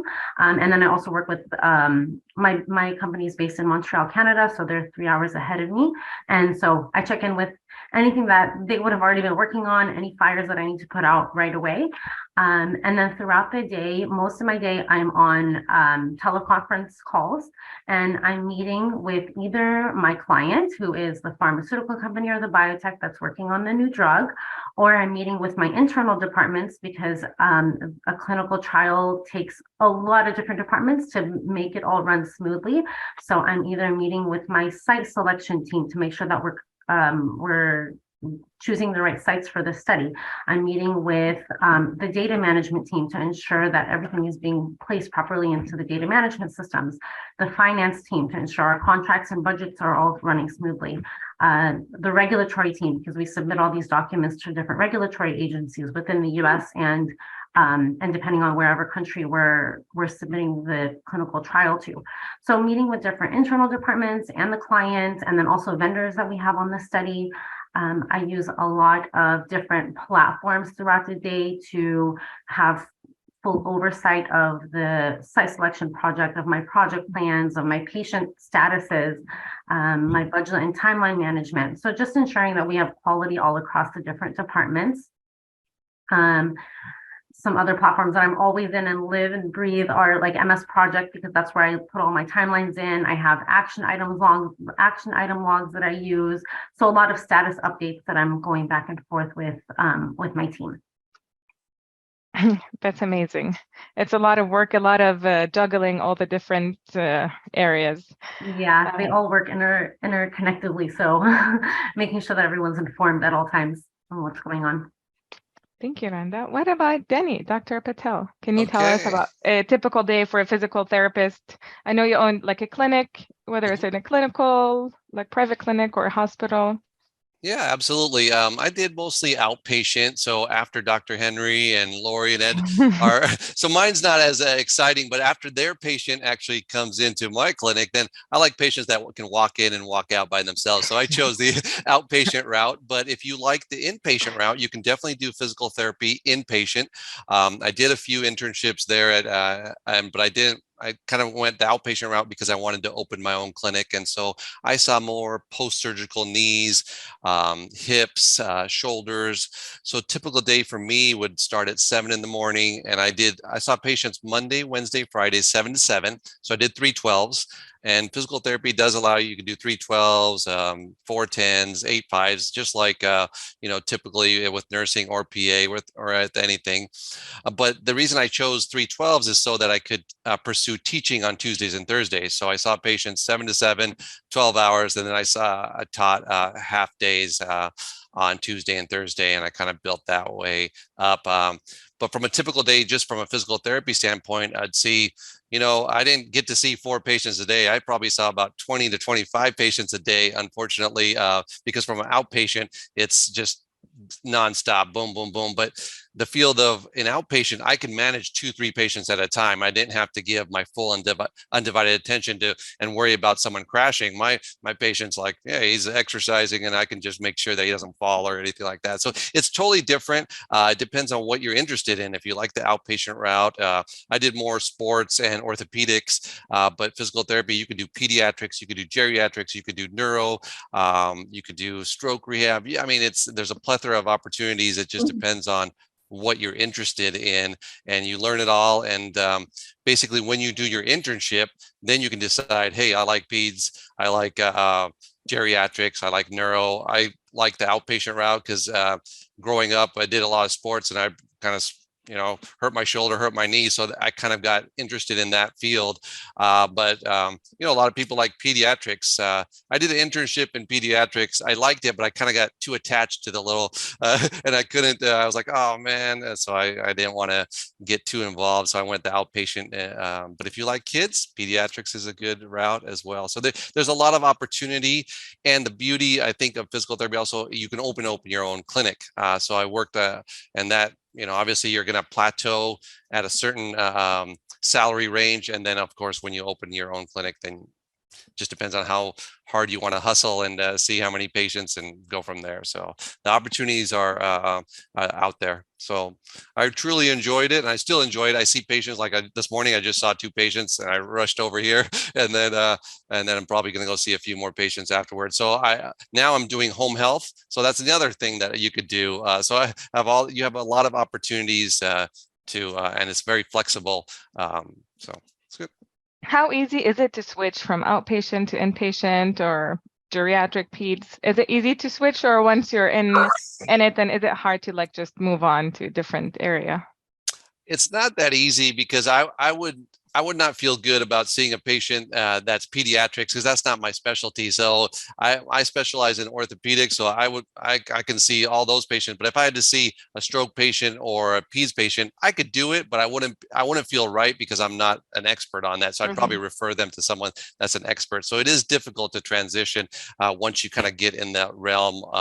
Like Ed is, if he's in a specialty here, it'd be hard for him to jump to the orthopedic floor. He could do it, I'm sure, because he's a smart guy. But you get in your comfort zone, and you kind of specialize in what you with the you know what I'm trying to say. Yeah. Great, thank you. That's very interesting. What about, let's move on to the next question. Ed, can you talk more about what is your favorite and least favorite things about your job? Well, to what others have said, I think that I really liked the heart from, even from high school. I thought it was interesting. And so being able to work with that and to, do all sorts of facets about it, I think that was what I liked. I get to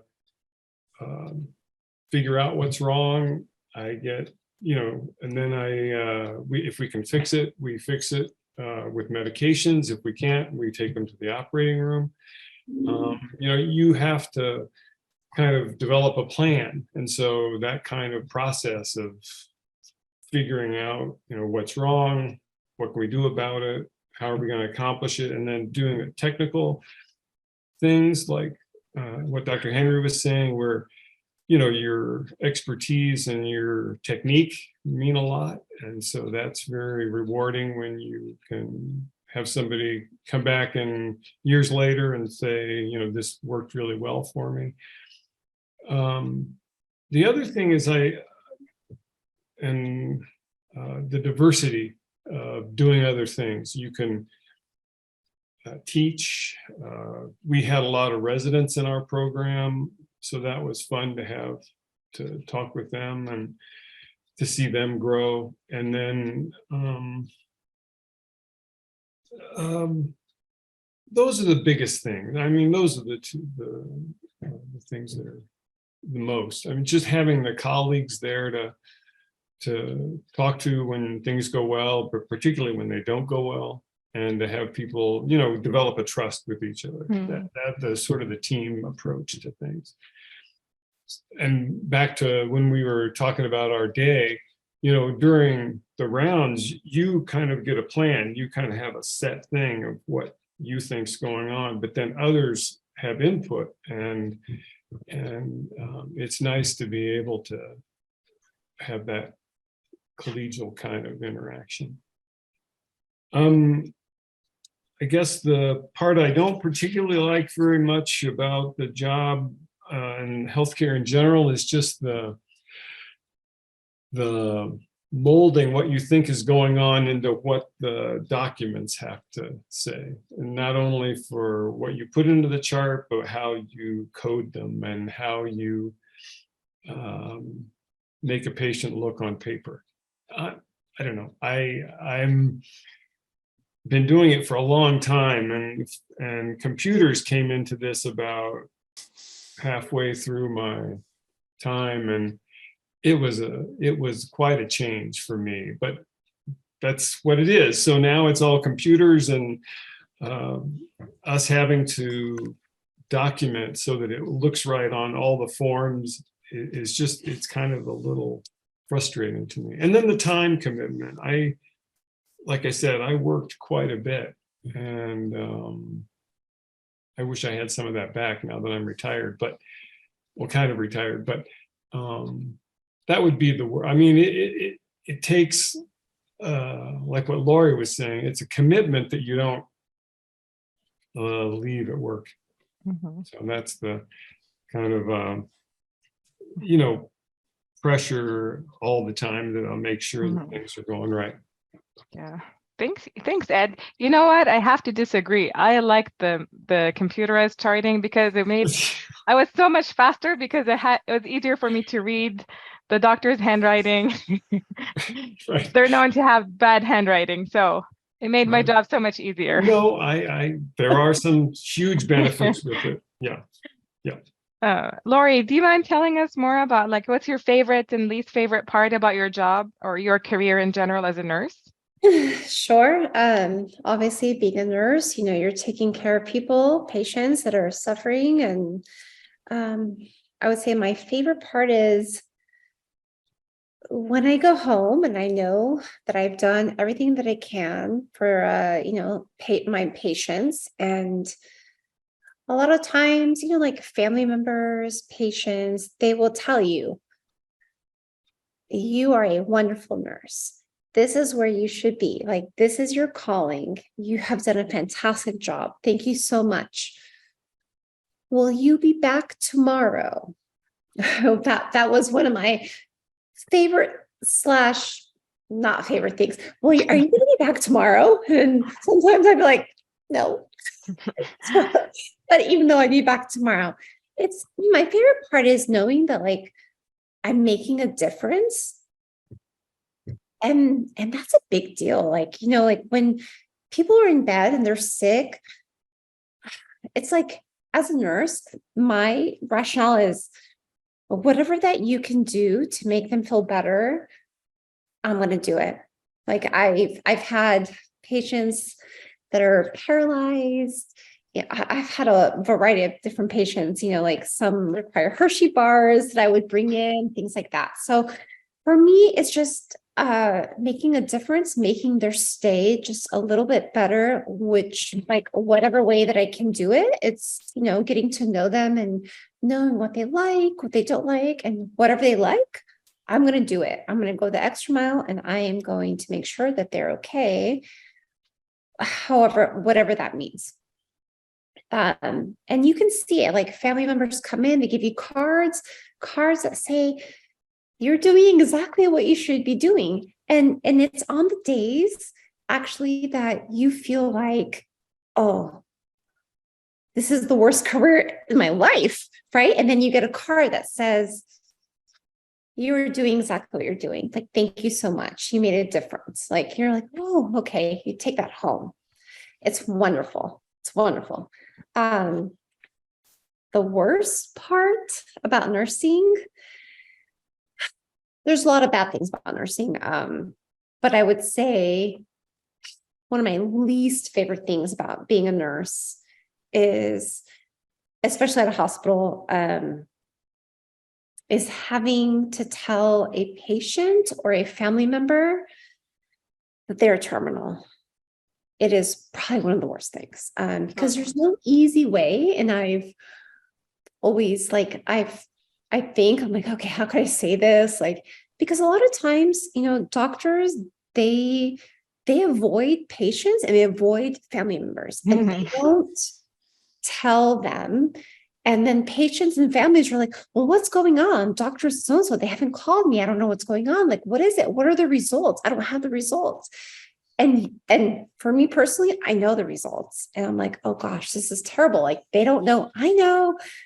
They should know. And doctors, a lot of times, they avoid it. And the worst thing I would say is having to tell somebody they're dying.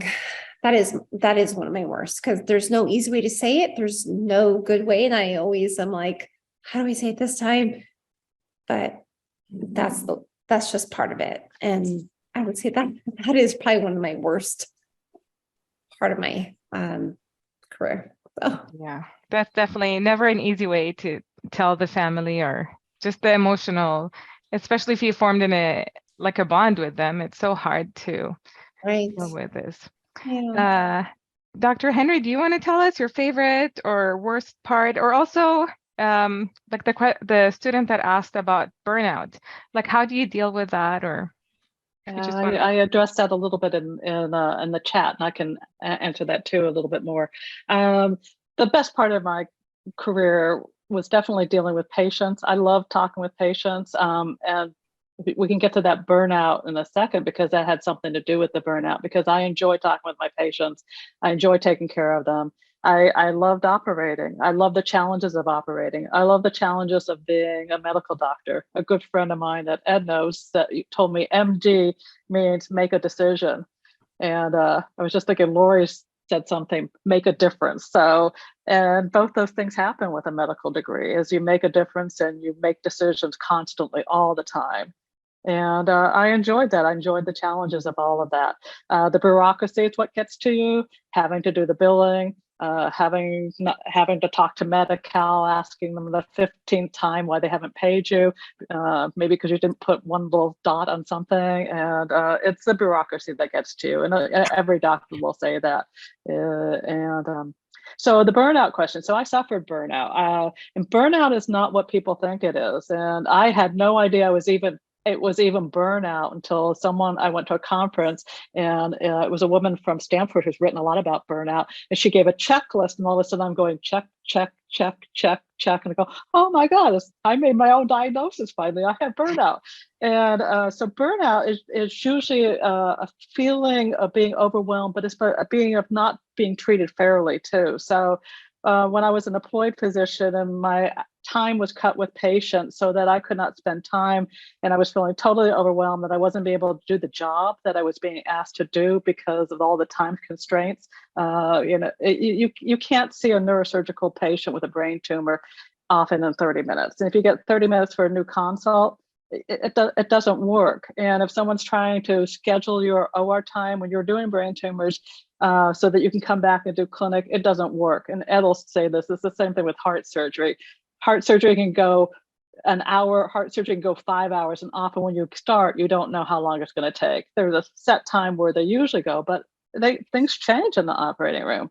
And I was just overwhelmed with the inability to be able to give the type of care that I wanted to do. And so you have, and it'll just come on you really, really quickly, because you do it. And all of a sudden one day you realize, oh my God, I'm just crying all the time. Why am I crying all the time? And for me, what I realized from that situation was I needed to have had a plan B. And I said, even a plan C in my chat, because you need to take care of yourself. You need to take care of your family. You need to take care of your friends. You need to have a career that brings you joy. And if it's not doing that, you need to find a career. You need to find a different way to do what you want to do. And if you haven't learned anything else by listening to everybody here, there is something in medicine for everyone. Like Danny was saying, geriatrics, pediatrics, orthopedics, neuro. My sister's a physical therapist. She will not do neuro. Neuro is too slow for her. Watching people get better from strokes, she doesn't have that kind of patience. It takes a patient person. She does ortho because she wants the young person who wants to get back to skiing, and that is really, really motivated, and that can get better quicker than maybe a neuro patient. And so there is something there for everybody. And if it's not bringing you joy, find something else. So that answers your next question too. It's great advice. Yeah, I don't think we'll have time for the next question, but here, Rhonda, can you explain more your favorite and least favorite part about being a clinical project manager? Sure. So for me, I think the best part is knowing that I'm working on new medications that are not available to people who are suffering from a condition that they want to eradicate and they haven't found a solution for. The people who volunteer to go into these clinical trials and take this new medication are someone's family member or a colleague or your neighbor.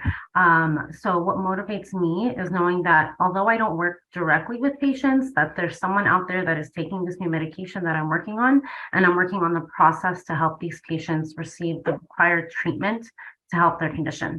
And then I've had a lot of bests in my career. I did start in patient recruitment. So I worked directly with a clinical research unit, and I saw patients come in and out of the clinic and saw their conditions.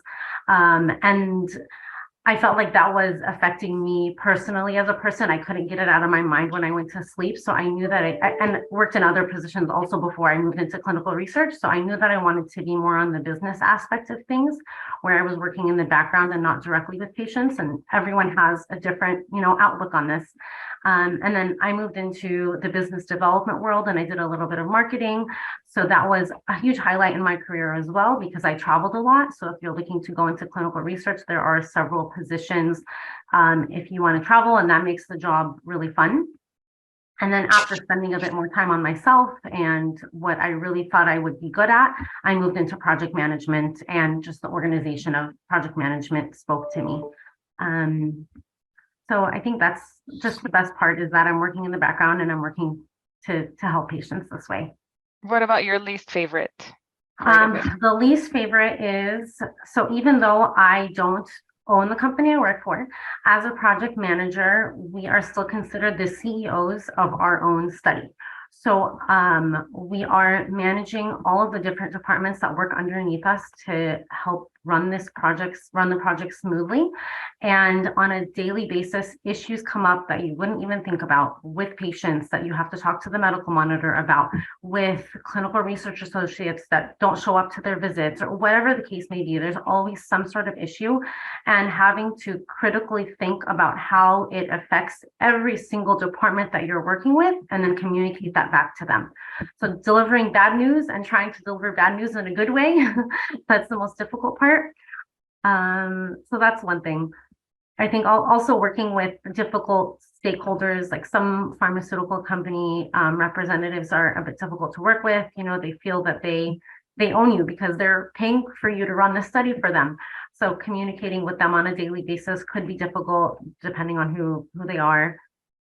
But all in all, we figure it out. At the end of the day, we figure out how to deliver bad news in a better manner. We have to always look at why we're doing this, why are we in this, and why we're doing this on a daily basis, and that always ends up putting a smile on my face and gives me purpose. That's amazing. Dr. Patel, can you tell us more about like your favorite and least favorite when it comes to physical therapy? Or Yeah, I think to piggyback off of everybody, my favorite part of physical therapy is working with patients, right? I mean, that's why all of you are going to go into healthcare, is to work with patients and meet a lot of people. I actually have made a lot of friends as patients, and we still hang out, which is great. So from an outpatient standpoint, I love working with patients, and it gives me a lot of flexibility. Like I mentioned, it allowed me to also teach. So just to kind of piggyback off everybody else, I mean, you're going to love working with, if you like working with people, you're going to find something in healthcare. If you don't like working with people, then this is probably not the right field for you, but maybe you can do something on the clinical aspect as well, you know, in the lab. So there is something for everybody. The least part that I enjoy is probably, like everybody mentioned, the documentation, but it is what it is. We have to do it because you have to justify the treatment, make sure that no one's abusing their power. I mean, you want to make sure that no one's being seen for 20 visits for a hangnail or something like that, because there are people that abuse it. So we have to make sure all of us that are legit get paid for what we're doing. So it is what it is. Healthcare. I've grown accustomed to it. I did, you know, to go with that burnout question. I think from a PT standpoint, like Dr. Henry said, I made sure I took a vacation every time with family, took breaks. If I was working long hours, I had to take a break. So that did help with the burnout question. And, you know, there's burnout in any field, not just healthcare, but as long as you can kind of make time for yourself, your family, and all that, you can manage it. And, you know, that's about it. So. Thank you so much. Thank you everyone for coming here and talking about your career and promoting this and helping our students figure out what they want to do. Dr. Varquez, are we going to breakout rooms now, or? Yes, recording. Welcome back to the main room, everyone. I hope you had good discussions and learned from our practitioners. Thank you all, practitioners, for joining our event and providing your wisdom. For this part of the, share my screen. So for this part of the summit, we're going to have Dr. Dan Saucedo and Dr. Tanya Herrera talk about pre-med club, work-based learning, and STEM scholars. And for our practitioners, you're free to go. Again, for all the participants here, if you want to add them, their information is going to be on the event page website. I'll put that link on the chat in a few seconds. And I'm also going to put the feedback form there as well if you have to leave early. Okay, but I'm going to hand it off now to Dr. Salcedo and Dr. Herrer. All right, thank you so much. I'm going to go ahead and talk about the pre-med club here at Coastline College. So I'm going to share my screen really quickly. And as you saw from our guest speakers, it's very important as a student that you not only do well academically, but that you're also actively involved in school, in the community. And that's what the pre-med club is here to do. It's help to assist you in developing, your resume and making you a better candidate for those programs. So let me go ahead and share here and just really quickly run through what the pre-med club has to offer. So here are some of our previous pre-med club leaders, right? They're off to better things now. But basically our motto is building the next generation of healthcare leaders, because that's what you're going to be hopefully in a few years. So what does the pre-med club do? Well, it's used to create a collaborative platform for students of all backgrounds. So it's not just a club for students who want to go into medicine. We cover all healthcare fields, so nursing, PA, dentistry, pharmacy, even veterinary sciences. So students of all backgrounds come together and develop a deeper understanding of various healthcare fields. Our aim is to inspire students to become more proactive in their communities, to gain leadership skills, which are very important, and also to create a network of professionals who will make a difference in the world. So it's a good avenue to meet other students, to network. We have students in all phases of their applications, from new students to those that are waiting to get accepted. So it's a great way for you to talk with your peers who are at different levels of their path to see what their trials and tribulations are and to get advice from them as well. Okay. So what do we also do? We host a lot of guest speakers. So very similar to this virtual healthcare summit, we do invite nurses to come speak to our students in a smaller setting. We've invited people like physical therapists, MDs. And so we work really effortlessly to get speakers to come to talk to our students about the various professions. We also have career counselors. In fact, Paolo is going to come to our next meeting and talk about his career center and all the great opportunities that he offers to you guys. We also have representatives from various organizations come in and speak to our students, like the COPE Health Scholars Program, Donor Registry, Bridged Health. These are organizations that a lot of students can join to get those life experiences, those volunteer hours, those community service to help them make them better candidates. And here's some pictures of our students in our club meetings. We usually have a very good attendance. Sometimes we do pizzas. So it's a great way to feed our students, right? Here we have a picture of a physical therapist demonstrating his techniques for doing his job. Here we have a nurse talking about the day in the life of a nurse and her road to becoming a nurse. So we offer these guest speakers to help you. We also do a lot of volunteer service and community outreach. As you saw from the admission counselors, they want to see well-rounded students. They want a holistic approach to a student. So they want you to be out there helping people, showing your compassion, volunteering. In the COVID pandemic years, a lot of our students went out to do vaccine clinics where our students went out to help vaccinate the communities in Santa Ana and Orange County. We also do a lot of fundraising for organizations that help a lot of the underrepresented people, people of lower economic status here in the county, and assist them with food, free medical care, dentistry, rental assistance. And so we partner up with organizations like Share Ourselves, which are nonprofit organizations that help help people in that regard. And they're really fun. They're a great way to come out, have fun, and volunteer in the community. Okay. In addition to that, we do a lot of social engagements, like we have bake sales for fundraising. Here we have some chair yoga that students do to help kind of unwind when they're feeling stressed. We sometimes as a club, we get basic life support and CPR certification as a group. And we help with a lot of college sponsored events as well. Okay, so it's a great place really to come to meet up with other students and to learn about the different opportunities out there for you.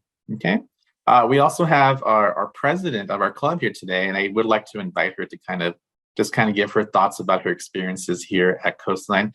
Marissa is our current pre-med club president, so take it away, Marissa. Hi, everyone. Thank you so much for letting me speak today.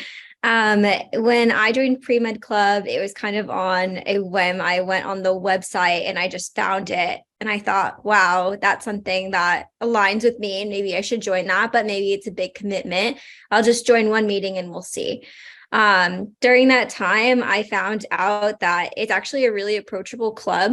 So we don't take a lot of time away from your studies. There is a lot of opportunity for volunteering. There's a lot of opportunity for guest speakers and to speak with them one-on-one and ask them those questions. We really try to tailor this club to the students. So we want to know what you're doing, what's the path that you're on, so that we can share opportunities with you and ensure that you're on the right path in that regard too. This healthcare summit is super valuable, but I think that that would be another extension where you can join us and talk more and have a little healthcare community with you, cheering you on along the way. I did put some links in the chat too, so you can explore the Pre-Med Club website. It does show, our past newsletters, so you can keep updated on what we've done in the past. And they're super valuable because there are even volunteer opportunities in the newsletters. So if you don't have the time to come to our meetings, definitely check out our website, check out our Discord too.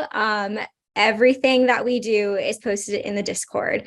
So volunteer opportunities, when our meetings are, who's coming to speak next, that's going to all be in our Discord. So we try to make it super approachable to all the students at Coastline. We all know that we all have very busy lives. Most of us are not only in STEM, but we are also working outside of school. So we want to make sure that you have as many touch points as possible to the club to stay involved.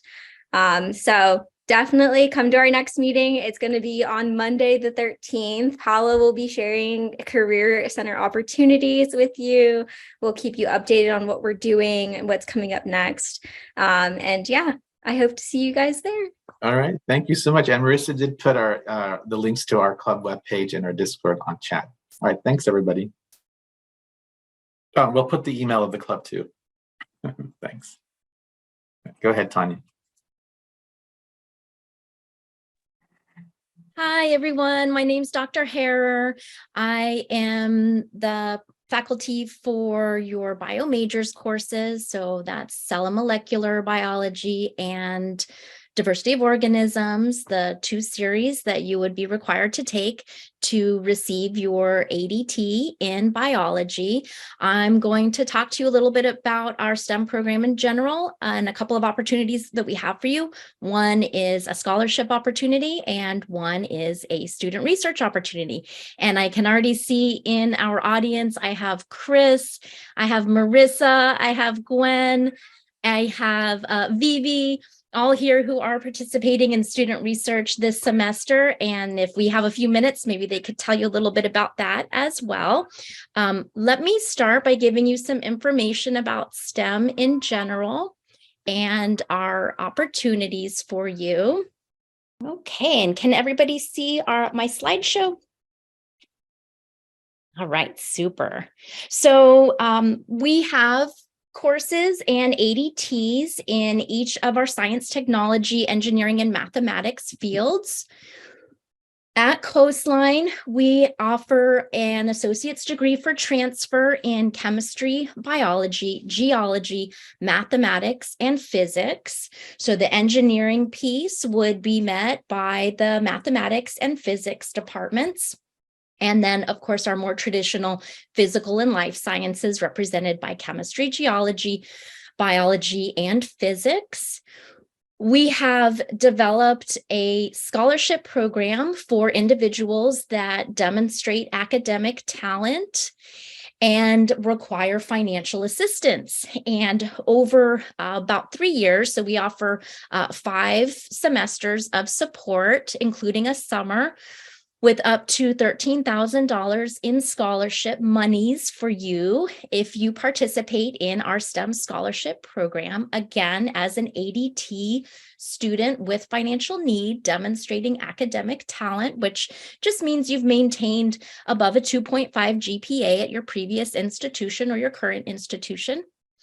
Along with the financial support, when you achieve an ADT in one of our life or physical sciences or math majors, we also will help you develop your academic plans. We have faculty that will mentor you, and they'll be paired up to help you achieve your goals, including whether that's obtaining a job in your STEM field or transferring to a four-year degree. We offer tutoring centered right now mostly on math and chemistry, as we've identified that as one of our areas that require the most support. We also have student learning or student research opportunities to give you more hands-on and laboratory and clinical experiences. It also helps us to partner you with industry professionals and faculty mentoring as well.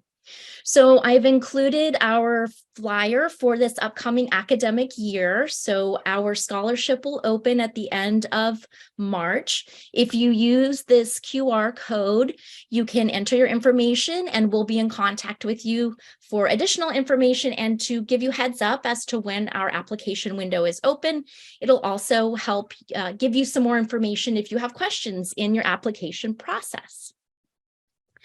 Some of the opportunities that we have for student research are provided not only through the scholarship program, but also through two of our classes that are titled work-based learning courses. So that's Bio 291 and 292. In these courses, you can earn laboratory experience. We have 3D printing, we have ecological projects, and you're required to commit to either 5 hours per week for the 291 course or 10 hours per week for the 292 course. And that can involve a combination of internships with other nonprofits, hospitals, or in even your employment if it's in a STEM field. So if you're already working in a clinic or science or mathematical field, we can give you credit for your work hours, and then we'll help to mentor you and also help you to set up personal goals for yourself to accomplish during your time in 291 or 292. Some of our opportunities currently include working with biodiversity sampling at Back Bay Science Center. So that involves not only water quality and identification of marine organisms, but we've also been isolating bacteria that have the potential to produce antibiotic compounds. So we've been doing novel antibiotic discovery in addition to some of our ecological work at Back Bay. We have then also the ability to apply statistical analyses to some of those data sets. We have 3D printing opportunities available to you, and we partner with a physical therapy clinic that has a couple of locations close by to the Newport Beach campus. One is in Corona Del Mar, and one is in Newport Beach proper. And these are all opportunities that would be offered to you as ways to meet that 5 or 10 hour commitment per week as you engage in Bio 291 or 292.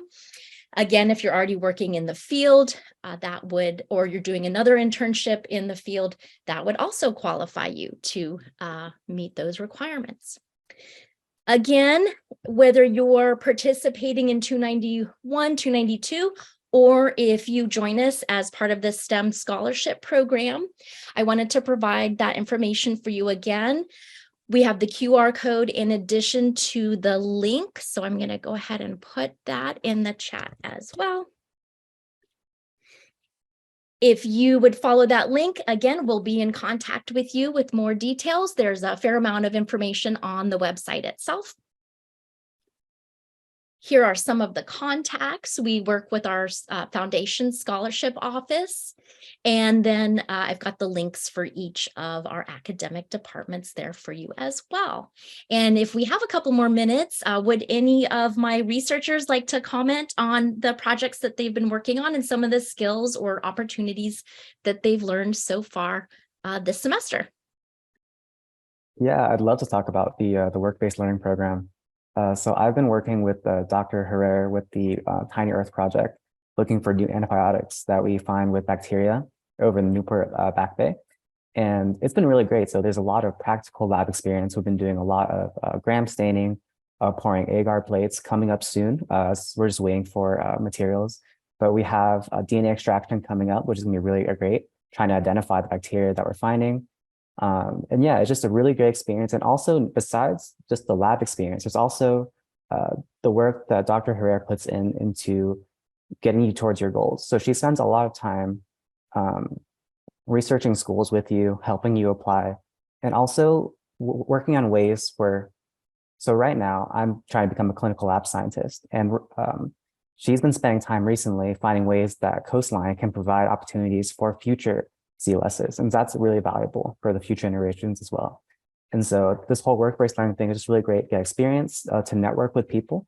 I've been meeting a lot of other students that are within the medical care field as well. And so, yeah, just definitely give it a try. Sure.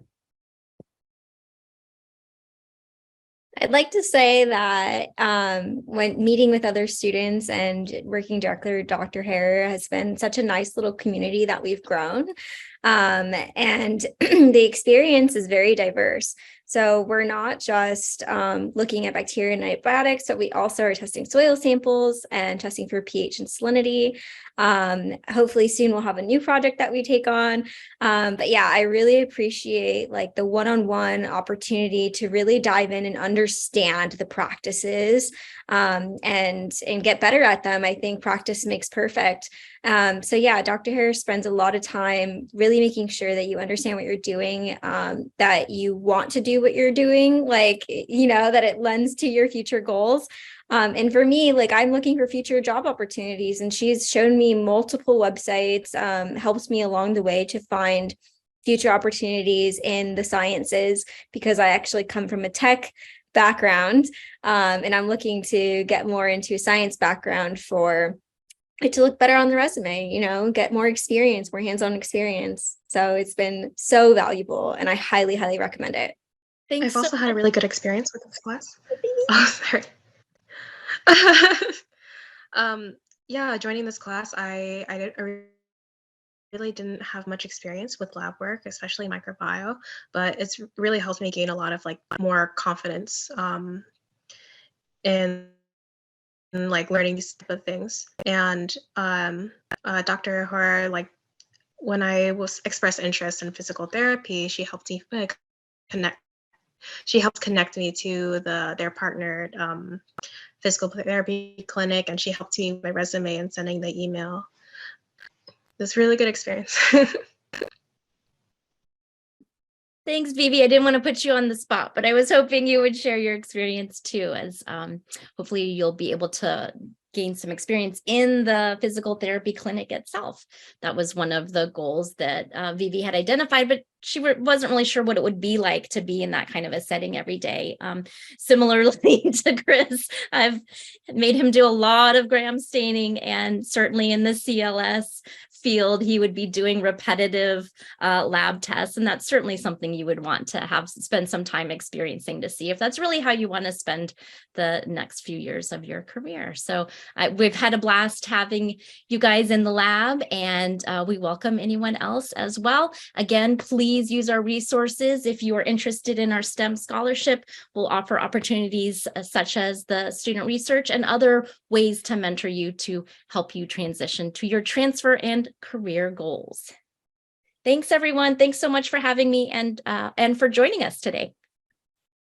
Awesome. Thank you, everyone. Again, hopefully this summit has been helpful and informative for all of you. As you see, they have a lot of support and resources, but it's really up to you to reach out. Your professors, myself, and Coastline Services, we are all here for you. but make sure you're the one that reaches out. Like we can't do that work for you. Just quick things at the end. So this will be uploaded on Coastline's Career Center YouTube video sometime next week. You could find it on the Career Center page. On the chat, I'll put some links for you there. The first one is the feedback form, so please fill that out. That's how, if you're gonna get extra credit from your faculty, from your professors, I'm gonna be sending that list sometime next week. So you make sure to fill that one out.